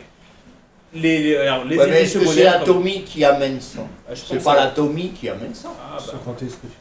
En quoi est-ce que l'atomy serait responsable du fait qu'il y a un feignant qui jette son truc devant la porte? Parce qu'avant il le mettait dans un conteneur gratuit et n'importe où, maintenant il le balance dans la rue. Ça, je pense que c'est un lien parce qu'il ne badge pas. Parce que quand il badge, pour lui, il paye. Oui, je pense qu'il y a forcément un lien. Il y a un lien. Après, je pense qu'il y a aussi d'autres gens qui viennent ramener des déchets sur le territoire et qui n'ont rien à voir avec ça. Ce qui serait bien, c'est aussi de nous dire l'évolution entre la théomie et puis ces problèmes constatés. Quel est le pourcentage? Est-ce qu'on est sur 20% de plus, 30%, 40%? C'est ça aussi. C'est à nous remonter une information qui soit aussi mesurable. On pourra faire le point. L'année dernière, on a ramassé 44 tonnes de déchets, donc on pourra voir avec les services en fin d'année, je redemanderai, puis on verra si ça a augmenté, si ça a diminué. Ouais, ça sera bien. Ça serait bien que les communes puissent nous donner cette information. Si elles ramassent, si elles sont obligées de ramasser. Tu es obligé de ramasser, toi? Mais comment on fait pour que les services techniques ramassent il faudrait qu'ils pèsent à chaque fois? C'est un ratio, mais... Ouais, c'est un ratio de mètres cubes, hein. Ouais. Bien. Je dois mouiller marche bien. Comme chaque année, le débat sur l'atomy et sur les ordures ménagères nous aura pris un certain temps. Est-ce que sur le ROB, globalement, il y a d'autres remarques avant que nous prenions acte? Je vous remercie, le travail commence. Donc il commence dès demain. Une nouvelle quand même, puisqu'on a parlé de la réorganisation de l'accueil des enfants en petite enfance.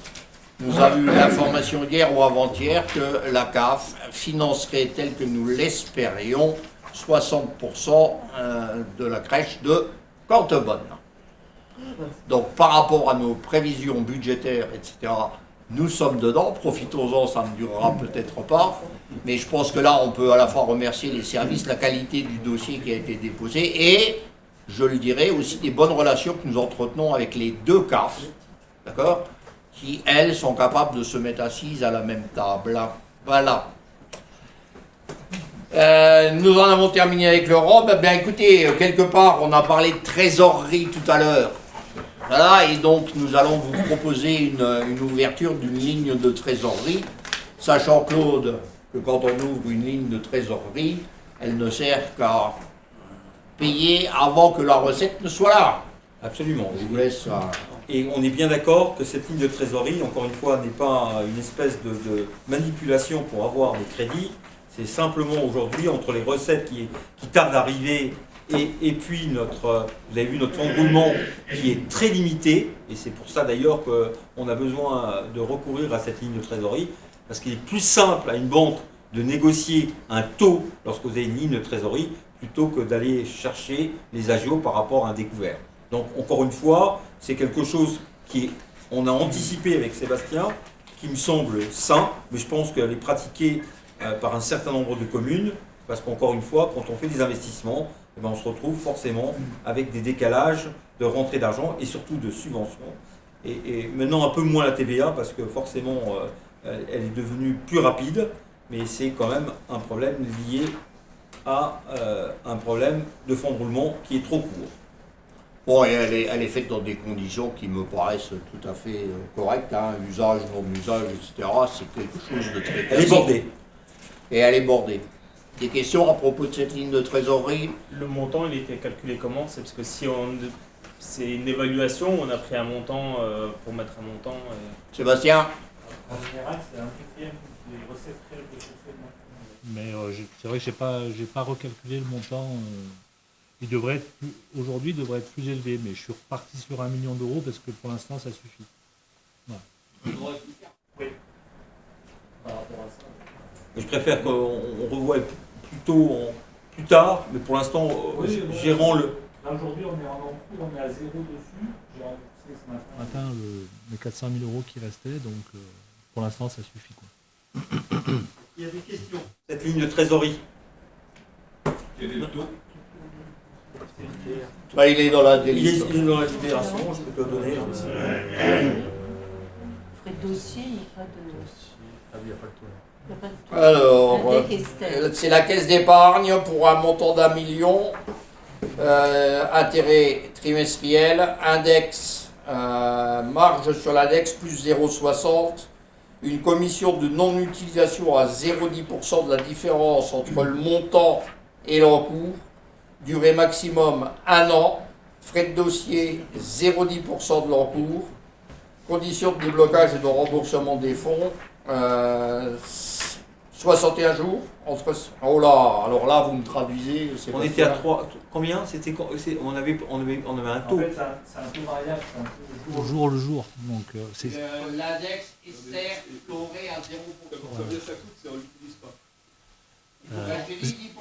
0,10% de l'encours. On aura utilisé et pas utilisé. C'est pour ça aussi qu'on n'a pas intérêt à aller demander. Ce qui est commun partout. Oui, mais je fais la même chose. D'accord. T'as eu mieux? T'as eu mieux? Non.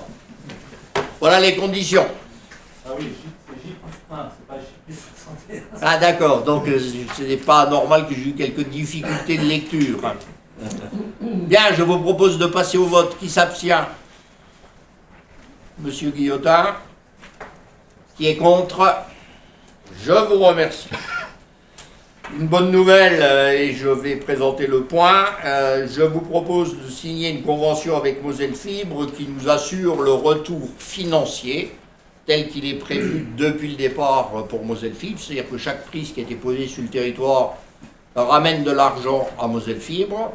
Et en comité syndical, tous les ans, nous décidons de ce que nous restituons aux communes sur ces rentrées d'argent. Nous étions partis à 10 euros. Cette année, nous serions... Pardon? Communauté de communes. Communauté de communes, oui. Nous étions partis à 10 euros au début de l'exercice qui a commencé en 2021, c'est-à-dire lorsque la dernière prise avait été, le dernier marché avait été lancé. Et là, Moselle Fibre, nous en sommes à 12,50.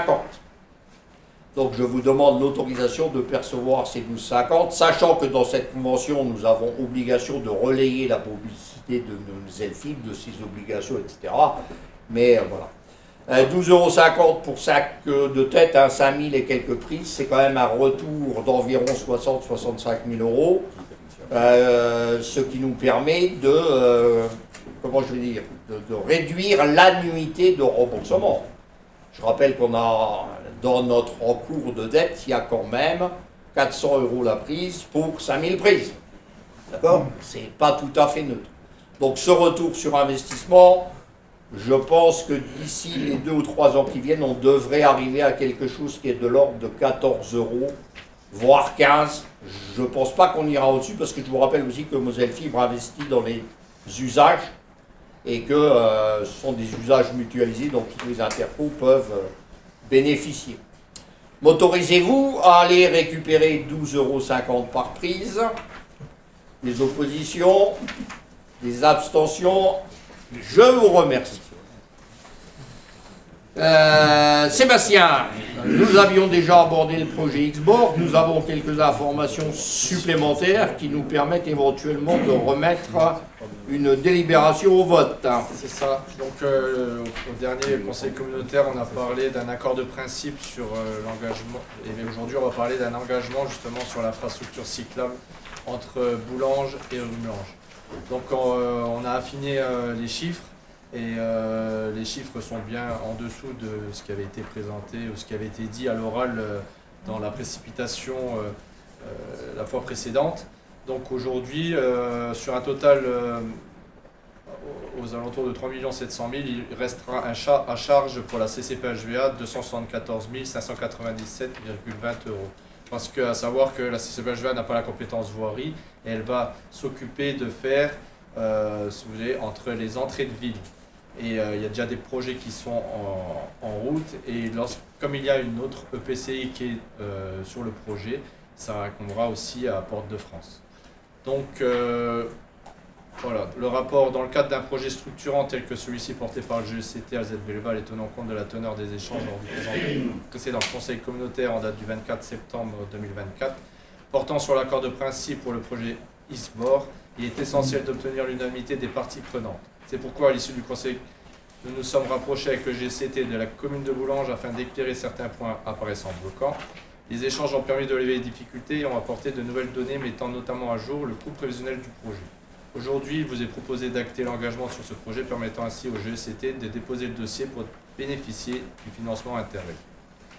Donc le projet de délibération, vu l'article L5211-10 du Code général des collectivités territoriales, vu la proposition du GECT de participer à un projet Interreg, vu les priorités définies lors de la conférence des maires du 17 avril 2024, vu la délibération en date du 24 septembre 2024 relative à l'accord de principe pour le projet Xborg, considérant la nécessité de développer la mobilité active sur le territoire de la CCPHVA, considérant les perspectives de financement européen via l'Interreg, considérant le document de synthèse du projet proposé par le GCT ALZ Belval en annexe, considérant le courrier du GCT ALZ Belval du 17 juillet 2024 requérant de la CCPHVA pour obtenir une délibération de principe concernant la participation au projet de création d'une infrastructure cyclable sécurisée reliant Boulanges, Autange et Rumelange. Donc le conseil communautaire autorise M. le Président à signer l'attestation d'engagement qui engage la CCPHVA à réaliser sous réserve de l'obtention de la subvention FEDER sollicitée le projet de coopération transfrontalière Xborg, infrastructure cyclable sécurisée reliant Boulanges, Autange, Rumelange.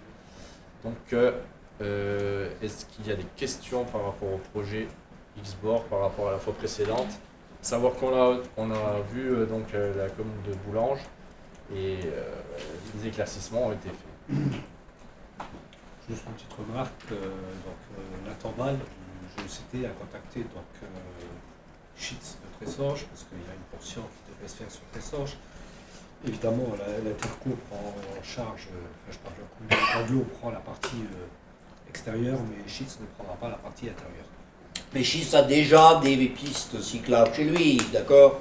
Bon, on peut regretter qu'il n'ait pas daigné se préoccuper de la chose. Mais bon, ça n'empêche pas le projet de se faire.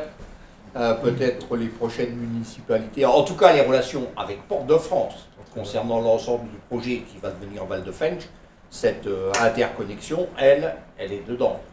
Nous avons eu un comité de pilotage qui a confirmé que cette piste-là, comme d'autres que nous avons en projet, répond au schéma départemental de la Moselle, d'accord, et que donc il est inscriptible à des subventions, d'autant qu'il est stipulé dedans que quelque part les liaisons vers les écoles seront...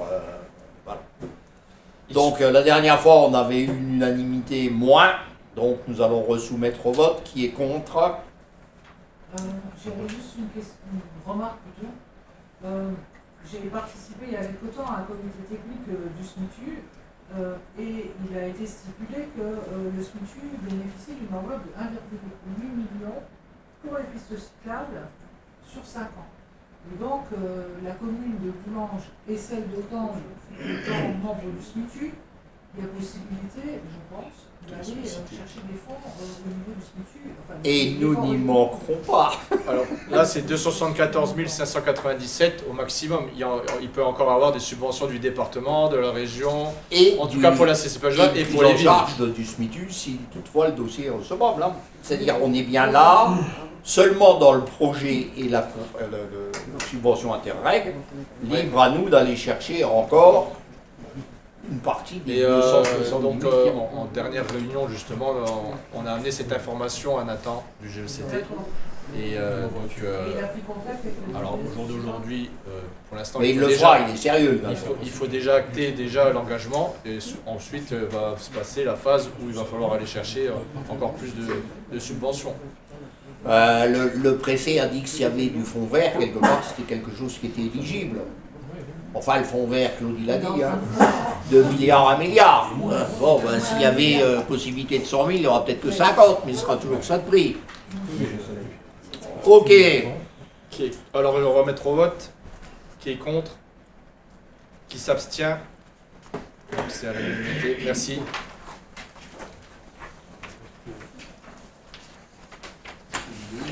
Urbanisme. Alors là, c'est une question simple. Oui. Jean-Jacques, si tu veux bien, puisqu'on en a discuté Oui. au bureau. Bon, oui, effectivement, sur le point 9, sur le premier point, une question qui est toute simple, c'est l'acquisition d'une parcelle de terrain qui est située rue Émile Zola à Aubès. Alors, la communauté de communes du PIO Val d'Alzette souhaite exercer son droit de préemption, parce qu'elle le peut, pour acquérir une parcelle mise en vente par l'État et qui est située sur la commune d'Aubès. Donc, ce droit, accordé par le Code de l'urbanisme en plus, permet à la collectivité de constituer des réserves foncières pour des projets qui sont d'intérêt général, bien entendu. Donc la parcelle cadastrée section 07128 à Aumès est proposée au prix de 1 € hors taxe. Voilà. Hors taxe. Hors taxe. Oui, ce qui risque de monter de montant quand même, niveau significatif. Oui, 1 € hors taxe. Voilà. Savoir quand même auquel il convient d'y ajouter les frais notariaux. Hein. Et puis les frais notariaux, bien sûr, ceux-là, eux, seront à la charge de la communauté de communes. Voilà. Bon, la commune qui avait un droit d'achat aussi ne s'est pas portée acquéreur. Nous, comme je l'ai dit au bureau, c'est une parcelle qui est située du côté du bricomarché, qui est attenante à la parcelle sur laquelle nous serons amenés à construire la nouvelle crèche, et qu'elle facilitera donc un certain nombre de prévisions, notamment en termes d'entrée et de sortie. D'accès, effectivement. Donc elle tombe plutôt bien. Voilà. Bon, alors, effectivement, cette parcelle est continue à celle qui est envisagée pour la construction du futur multi-accueil, comme a été dit. Donc, afin de formaliser cette démarche, il est proposé au Conseil communautaire de délibérer en faveur de l'exercice de ce droit de préemption. Alors, vu l'article L5211-10 du Code général, vu les articles L240, je vous en fais grâce. Hein, oui, merci. Vous avez dû les lire. Et puis, considérant que la communauté de communes du PO Val d'Alzette dispose du droit de préemption sur cette parcelle, cadastrée section 7, numéro 128, effectivement, qu'il y a eu un courrier de la direction départementale des finances publiques de la Moselle, que l'acquisition de cette parcelle permettait de constituer une réserve foncière, et comme ça vient d'être dit par le président, pour aménagement et pour mieux nous permettre par rapport à ce projet de construction. Alors, je vous demande donc au Conseil communautaire d'autoriser le président à exercer son droit de préemption pour l'acquisition de la parcelle, bien sûr fixé par l'État au prix de 1 € hors taxe, de prendre acte des frais qui sont à la charge de la CCPHVA, d'autoriser le président de la CCPHVA ou son représentant à signer tous les documents nécessaires pour la vente de la parcelle, hein, ce sont tous les actes nécessaires effectivement, et de valider la clause d'intéressement en cas de revente. Voilà. Donc, je vais vous demander par rapport à ce petit point qui est très simple, qui est contre? Qui s'abstient? Ok, alors pour le franc symbolique et pour l'euro, que je pense que nous trouverons, malgré cette période de restriction importante, sachant que les frais de notaire risquent d'avoir augmenté d'ici là, puisqu'il a fallu les augmenter pour que les départements puissent payer le RSA. Voilà. Hein, on a dit très bien, vous allez avoir des sous, mais c'est le particulier qui va chez le notaire qui vous les donnera. Enfin bon, voilà. Donc je vous remercie. Deuxième décision, alors vous avez une annexe qui est relativement importante, qui concerne le pacte territorial France Rénov', qui change de dénomination. Pour faire simple, vous savez qu'on a une plateforme Eco-Rénov' qui est lancée dans un certain nombre de projets et qui marche pour ses subventions, etc., dans un certain nombre de mécanismes bien particuliers. Bien. L'annexe laisse entendre qu'il y a un changement de dénomination, mais que la plateforme continuera à fonctionner de la même manière. Je ne me trompe pas. De la même manière. Voilà, donc en fait... avec d'autres choses. Voilà, et alors, quelles sont les choses importantes éventuellement qu'entraînerait ce changement de dénomination et d'organisation? Alors pour résumer, on peut quand même dire que de temps en temps, quand ça se simplifie au niveau de l'administration, ben c'est très très bien. Hein. Et donc cette fusion apporte énormément d'évolution, notamment sur les missions des conseillers, puisque l'ensemble des thématiques, toutes les thématiques, sont maintenant présentes et traitées par ce qu'on appelle le SPRH, hein, voilà, qui est le service public de la rénovation de l'habitat. Donc du coup, on a la rénovation énergétique pour tous, le maintien à domicile pour le vieillissement ou le handicap, la résorption de l'habitat indigne et dégradé, et le traitement des copropriétés fragiles et dégradées. Voilà. C'est-à-dire que tous ces éléments se retrouvent maintenant dans une même unité. D'accord? Sachant que les conseillers en place continueront à faire le boulot. Ils continueront à faire le boulot. Que dès lors que nous aurons accepté ça au 1er janvier 2025, ce qui est entamé pourra se poursuivre, et qu'il continuera, je crois, à être financé à 50%, ce qui était déjà le cas. Oui. Mais donc nous n'aurons pas, nous, à assumer une charge de personnel supplémentaire, même si les missions ont été légèrement complétées. Et ça facilitera, je pense, la tâche de Mathieu, d'accord? Pour nous, financièrement, sauf si Thierry me dit le contraire, ça n'a pas d'incidence particulière. Non, ça n'a pas d'incidence. Voilà, donc ce que je vous demande, c'est qu'on puisse s'adapter à ce qu'on nous demande et surtout que nous puissions continuer à œuvrer, parce qu'on a quand même un service Eco-Rénov' qui fonctionne plutôt bien. Ouais. Et alors c'est tout à fait un hasard, mais j'ai rencontré 2 personnes ces derniers temps qui étaient particulièrement satisfaites de l'accueil qu'elles avaient eu, même si pour l'une, la réponse avait été « on ne peut pas grand-chose pour vous », mais en tout cas, ça a été fait avec intelligence, etc. Donc en gros, nos 2 techniciens là en haut, hein, puisqu'ils se partagent un peu les choses, ont plutôt une bonne réputation sur le territoire et je m'en félicite. Voilà. Quant au financement, vous les votez à chaque fois qu'on en a besoin dans les conseils communautaires. Hein. Je pense que c'est une action qu'on a mise en place, qui a aussi une logique, parce que ça a un coût. Hein.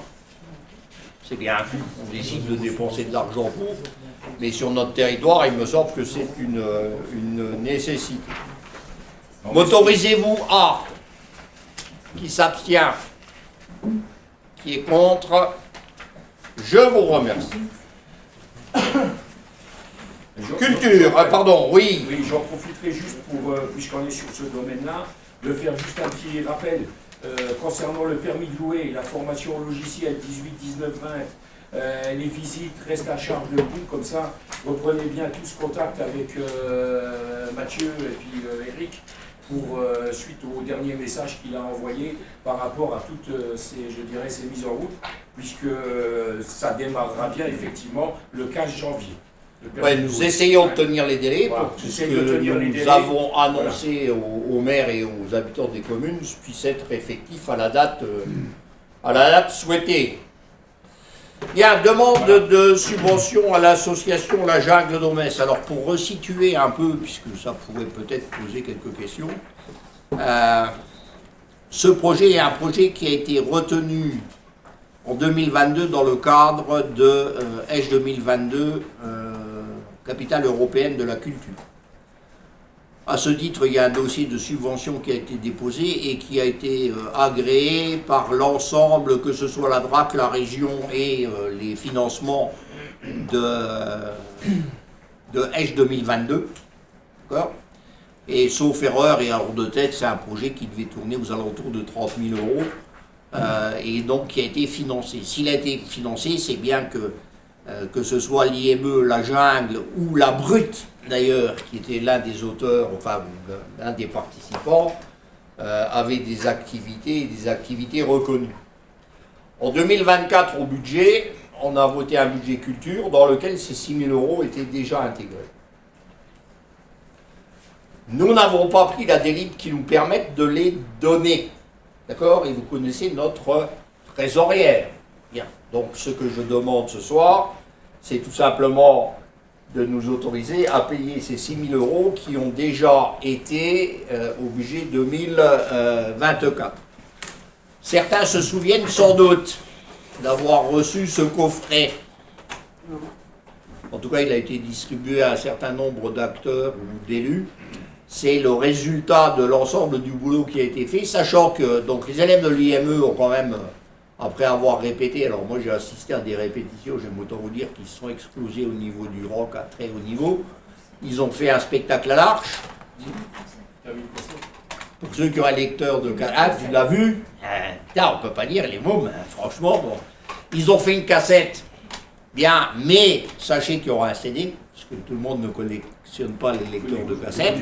Et donc, il y a un dessinateur il y a un dessinateur de BD qui a raconté toute l'histoire dans ce petit.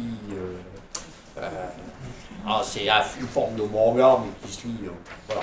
Donc, l'activité a eu lieu, elle a été subventionnée, elle a été prévue dans notre budget, donc ce qu'on vous demande, c'est tout simplement l'autorisation d'engager la défense qu'on avait déjà décidé de faire. Voilà. Des questions ?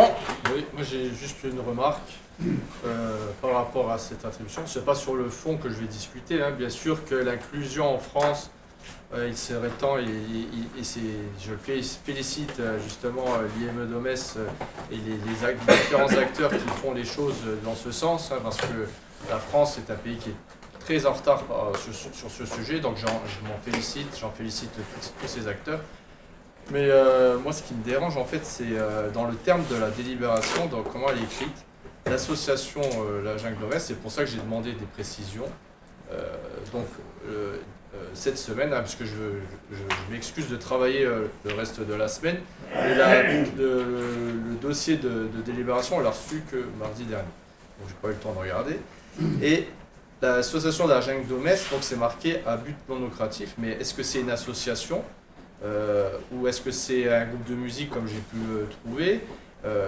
Est-ce qu'on a, j'ai demandé donc un budget prévisionnel par rapport à cette association, j'ai demandé un rapport d'activité, c'est pas sur le fond, c'est que les choses soient claires pour toutes les associations du territoire avec un protocole qui doit être clair si c'est une association. Alors, on demande pour terminer, dans différentes instances, on demande les statuts de l'association, on demande un numéro de SIRET. Et moi, lorsque j'ai été surpris, lorsque j'ai vu le projet de délibération, c'est qu'on n'avait pas aucune information. Et c'est juste par rapport à ça que je voulais intervenir.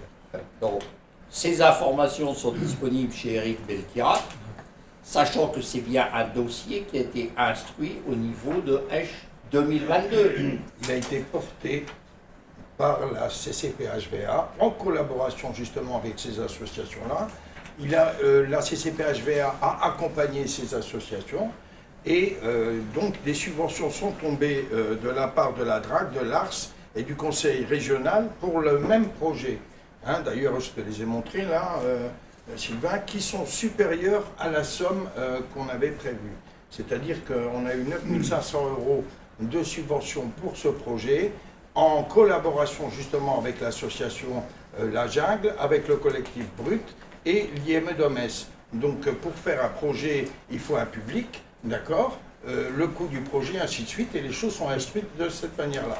Par contre, effectivement, dans le titre, La Jungle Domes, c'était pour situer, je pense, l'action qui était à Homès. C'est même pas ça, c'est même pas la localisation, c'est La Jungle. Est-ce que c'est une association ou est-ce que c'est un groupe de musique? C'est pas pareil. Et puis, moi, en complément, parce que alors, c'est dit que le projet il a été fait dans le cadre d'EDGE 2022. Alors, je pense qu'on a, pendant 3 exercices budgétaires, on a financé l'ensemble de la partie EDGE 2022. Donc, pourquoi vient maintenant justement se rajoute ça? Et au-delà de tout ça, c'est que quand il y a des demandes de subventions, alors même c'est pour régulariser ou autre, quand une association locale, elle fait une demande, on lui demande un budget prévisionnel, tout est étudié. À l'heure actuelle, alors à moins que c'était vu en commission, et dans ce cas-là, c'est une chose, mais sinon, joint, en tout cas au rapport, il n'y a rien qui est joint. En plus, 6 500 €, qu'il y a des associations au niveau local qui font des demandes à la CCPHVA et que ça rayonne dans l'ensemble de l'interco, ils n'ont pas autant. Donc c'est un peu dérangeant. Et surtout que là, finalement, on va me dire oui, on peut retrouver les documents. Donc moi, au rapport, il n'y a rien du tout. Je répète. Je répète, les documents officiels sont à votre disposition chez Eric Belkira. Subvention, lettre de subvention, agrément de la région, agrément de la DRAC. Vous pouvez y aller demain. Ils y sont. Votre remarque, 2 fois, me gêne un peu. Je le dis. Bien. Sur ce, vous avez fait votre remarque, je l'entends, et je m'arrêterai là. J'espère que vous serez aussi pointilleux lorsque d'autres associations demanderont des subventions, et j'en ai quelques-unes en tête, je me montrerai peut-être plus pointilleux. Ce qu'il y a, c'est que là, je suis sûr et certain que ce dossier a été examiné par de nombreux partenaires extérieurs qui l'ont validé.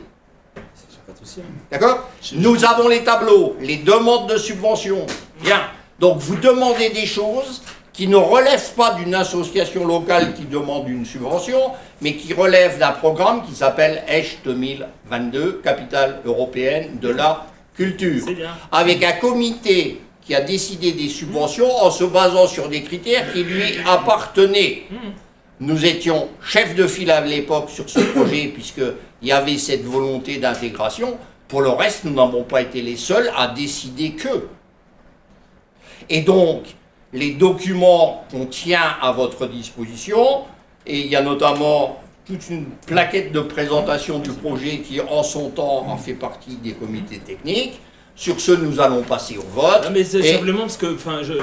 Monsieur Spisak. Non, mais attendez, vous faites des... Non, mais je m'attendais, je vais vous le dire, je m'attendais depuis avant-hier à ce type de remarque. Elle m'insupporte, je vous le dis tout de suite, elle m'insupporte et elle est pleine de sous-entendus qui m'insupportent. Donc vous aurez le droit de prendre toutes les positions que vous voudrez et nous allons passer au vote. Le débat est clos. Non, vos sous-entendus. J'ai encore une phrase. Non. On a le droit de discuter. Mais vous travaillez, d'accord? Et vous demandez à 11h du soir à lundi un certain nombre de documents. C'est pas lundi. Ou à mardi ou à jeudi, je m'en fous. Et vous les demandez. Vous me laissez terminer. Vous coupez la parole à tout le monde. Non, vous allez me laisser terminer. Vous les demandez dans le cadre. Vous les demandez dans le cadre d'une demande d'une association locale. Lorsque c'est une association locale, nous avons mis en place un règlement et n'importe quelle association locale s'y soumet. Et dans ce cas, lorsque vous posez la question au conseil communautaire, la réponse vous est donnée. Nous ne sommes pas là dans le cadre d'une subvention à une association locale.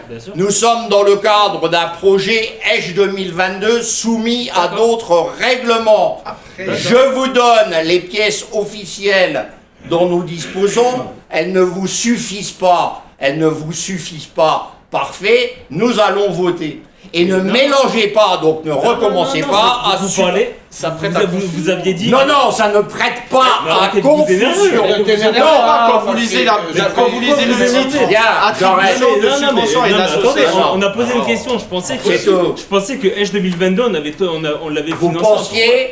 Oui. Voilà, donc après vous vous énervez. Mais vous pensiez que vous êtes en train de laisser sous-entendre... Pendant 3 ans, là vous dites que c'est dans le cadre d'EDGE 2022, on l'a financé voté au budget 2024. 2023, et quand, alors si vous avez les pièces, pourquoi vous ne les avez pas mises, et quand, et je reprends l'exemple de certaines subventions qu'on a pu passer, où il n'y avait pas les budgets qui avaient été, en tout cas les budgets prévisionnels ou autres qui n'avaient pas été mis, on a fait la remarque. Aujourd'hui, on fait la même remarque, vous vous emportez... Vous faites la remarque, mais vous emportez... Vous faites la remarque dans un cadre qui n'a rien à voir avec une subvention à une association locale.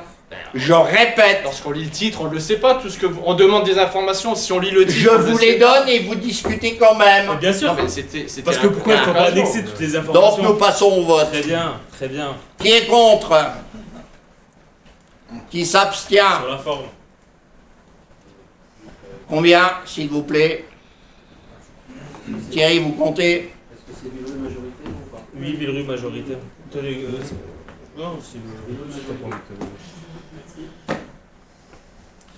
Et le reste pour, je vous remercie. Carmelo, il reste une délibération. Oui, et c'est pareil que je voulais dire et rajouter, mais bon, c'est dur de prendre la parole dans des conditions pareilles. Donc c'est en aucun cas des demandes de financement complémentaires que je demande et qu'on demande, car elles ont été votées dans le budget 2024, mais sont nécessaires pour mettre en œuvre les dépenses liées au projet. Les projets ont été validés et cofinancés, et maintenant seules les délibérations vont permettre les dépenses et les recettes. C'est ce que vous avez dit. Moi, je voulais rajouter qu'on fait toujours un travail d'arbitrage, et le projet culture, le budget culture 2024 a fait l'objet d'un arbitrage par tous les acteurs qui sont autour de la table.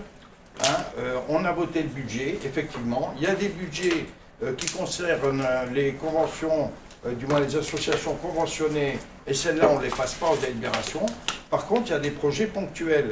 Celui précédent dont vous avez parlé, fait partie des projets du territoire en héritage à l'EJ 2022. Ce n'est pas EJ 2022 proprement dit, c'était l'héritage 2023-2024 des actions. Et se termine, c'était prévu, ça se terminait, c'était une collaboration. On comprend facilement la collaboration avec le Luxembourg, avec l'Interreg. Ici, c'est dans les mêmes principes et ainsi de suite. C'est pour ça qu'on a touché des subventions et que les dossiers ont été faits, à l'époque par Sylvain. Il faut comprendre une forme de difficulté, puisque Sylvain est parti en laissant son ordinateur à Solène. Non mais j'explique comme ça, moi, tu sais, je peux expliquer plus calmement. En laissant à Solène la transition avant qu'Éric n'arrive. Effectivement, Solène est parti précipitamment. Éric reprend tous les dossiers pour faire le point des délibérations qu'on doit avoir. Effectivement, c'est pour ça qu'on en est là, à mettre en place administrativement, parce que c'est une formalité administrative qu'on fait et par rapport au service dont j'ai la vice-présidence. Demain, il y aura un arbitrage aussi qui ira dans ce sens-là. J'espère que quand la présentation justement des projets culturels seront présentés, adoptés et qu'on sera défini à ce niveau-là, chaque fois qu'il y aura, et je le dis devant la caméra, puisqu'à chaque fois la culture en prend plein la gueule, chaque fois qu'il y aura une délibération culturelle qui sera demandée, ça voudra dire que théoriquement, on l'a déjà travaillé, on l'a déjà fixé et qu'on ne reviendra pas là-dessus, j'espère, une dernière fois. Donc là, ça fait partie du jeu et des obligations. On passe à la délibération la dernière. Mais non, mais je termine. Je ne vais pas laisser dire n'importe quoi non plus. Les demandes d'information ont été faites à 20h43 un dimanche soir. Je ne vois pas ce qui est non plus exagéré. Non, mais rappelez tout ce que vous avez demandé. Dans le cadre de quelque chose qui n'est pas une association classique du territoire, et dans le cadre d'un projet particulier. Le titre prête à confusion. Le titre peut-être. Alors commencez à demander des explications, c'est pas des documents. C'est ce que j'ai demandé, si j'ai pas les documents le jour. Quand on lit le titre, il n'y a pas besoin de s'énerver. Ce soir, je vous les donne les documents et ça ne vous suffit pas. Le titre, Carmelo, la dernière, s'il te plaît. Voilà, je rappelle que par la délibération numéro 7, en date du 12 décembre 2023, la CCPHVA a voté l'adoption du budget primitif 2024, dont le budget principal. Dans ses dépenses de fonctionnement, le budget prévoit notamment le financement d'associations, de communes ou d'équipements culturels pour la réalisation d'actions culturelles avec une ouverture de crédit de 1 436 300 €. Au sein de ce budget, une ligne est ouverte pour les subventions sur le projet Interreg intitulé Attract AB. propose au conseil communautaire d'approuver le dossier d'Interreg Attract AB dans sa mise en œuvre d'avril 2024 à mars 2027. Voilà. Je dois lire, vu le code général? Non. Alors moi, je passe au vote. Et effectivement, je passe au vote. Qui est contre? Qui s'abstient? Voilà. Je vous remercie. Et pour finir, point 14 de ce conseil communautaire, Thierry, si vous voulez bien donner connaissance au conseil des décisions prises par le président. 13, oui. Ah, pardon, j'allais oublier les ouvertures à Villerue. Bien, donc, point 13, avis conforme pour l'ouverture dominicale des commerces à Villerue. Comme chaque année, Villerue décide en conseil communautaire d'un certain nombre de jours d'ouverture pour les périodes de fête. Ils sont tenus de nous demander un avis conforme. Donc moi je dis que les affaires de Villerue regardent Villerue et je vous propose d'accepter la liste qui nous a été fournie avec des ouvertures avec les commerçants les 7 septembre, 2 novembre, 30 novembre, 7 décembre, 14 décembre, 21 et 28 décembre. Je tiens juste à préciser, parce que c'est pas les affaires de Villerue, c'est simplement qu'il y a des dimanches, en tout cas il y a des dimanches qui doivent être... L'autorisation doit être donnée par la CCPHVA, parce que je rappelle que c'est une compétence qui appartient à la CCPHVA. Donc l'avis a été donné, donc maintenant on attend juste de statuer, mais c'est pas les affaires qui concernent que Villerue. Les autres villes peuvent faire aussi la demande. Oui, merci, non, mais c'est bien la demande de Villerue que nous examinons ce oui, soir, bien monsieur sûr, Souza. voilà, mais votre petit ton, J'ai pas de demande d'Omès ou de la ville d'Audinquiche. Bien sûr. Le titre, c'est avis conforme pour l'ouverture bien, bah, vous faites dominicale des commerces de Villerue. Donc je n'ai pas outrepassé quoi que ce soit en le précisant. Avons-nous un avis conforme, s'il vous plaît? Qui s'abstient? Qui est contre? Je vous remercie. Thierry? On terminera donc par les décisions prises par le président. Donc 2 décisions, une concernant l'habitat, ce sont des subventions à des propriétaires dans le cadre de l'EPA, des corénoves et des rayonnements de façade, et une deuxième qui concerne les finances, des virements de crédit au budget annexe. Voilà, j'ai les décisions qui sont là si vous voulez les consulter. Voilà, vous en êtes informés. Je vous remercie. Je vous souhaite le bonsoir. Prochain conseil communautaire le 17 décembre. Vote du budget.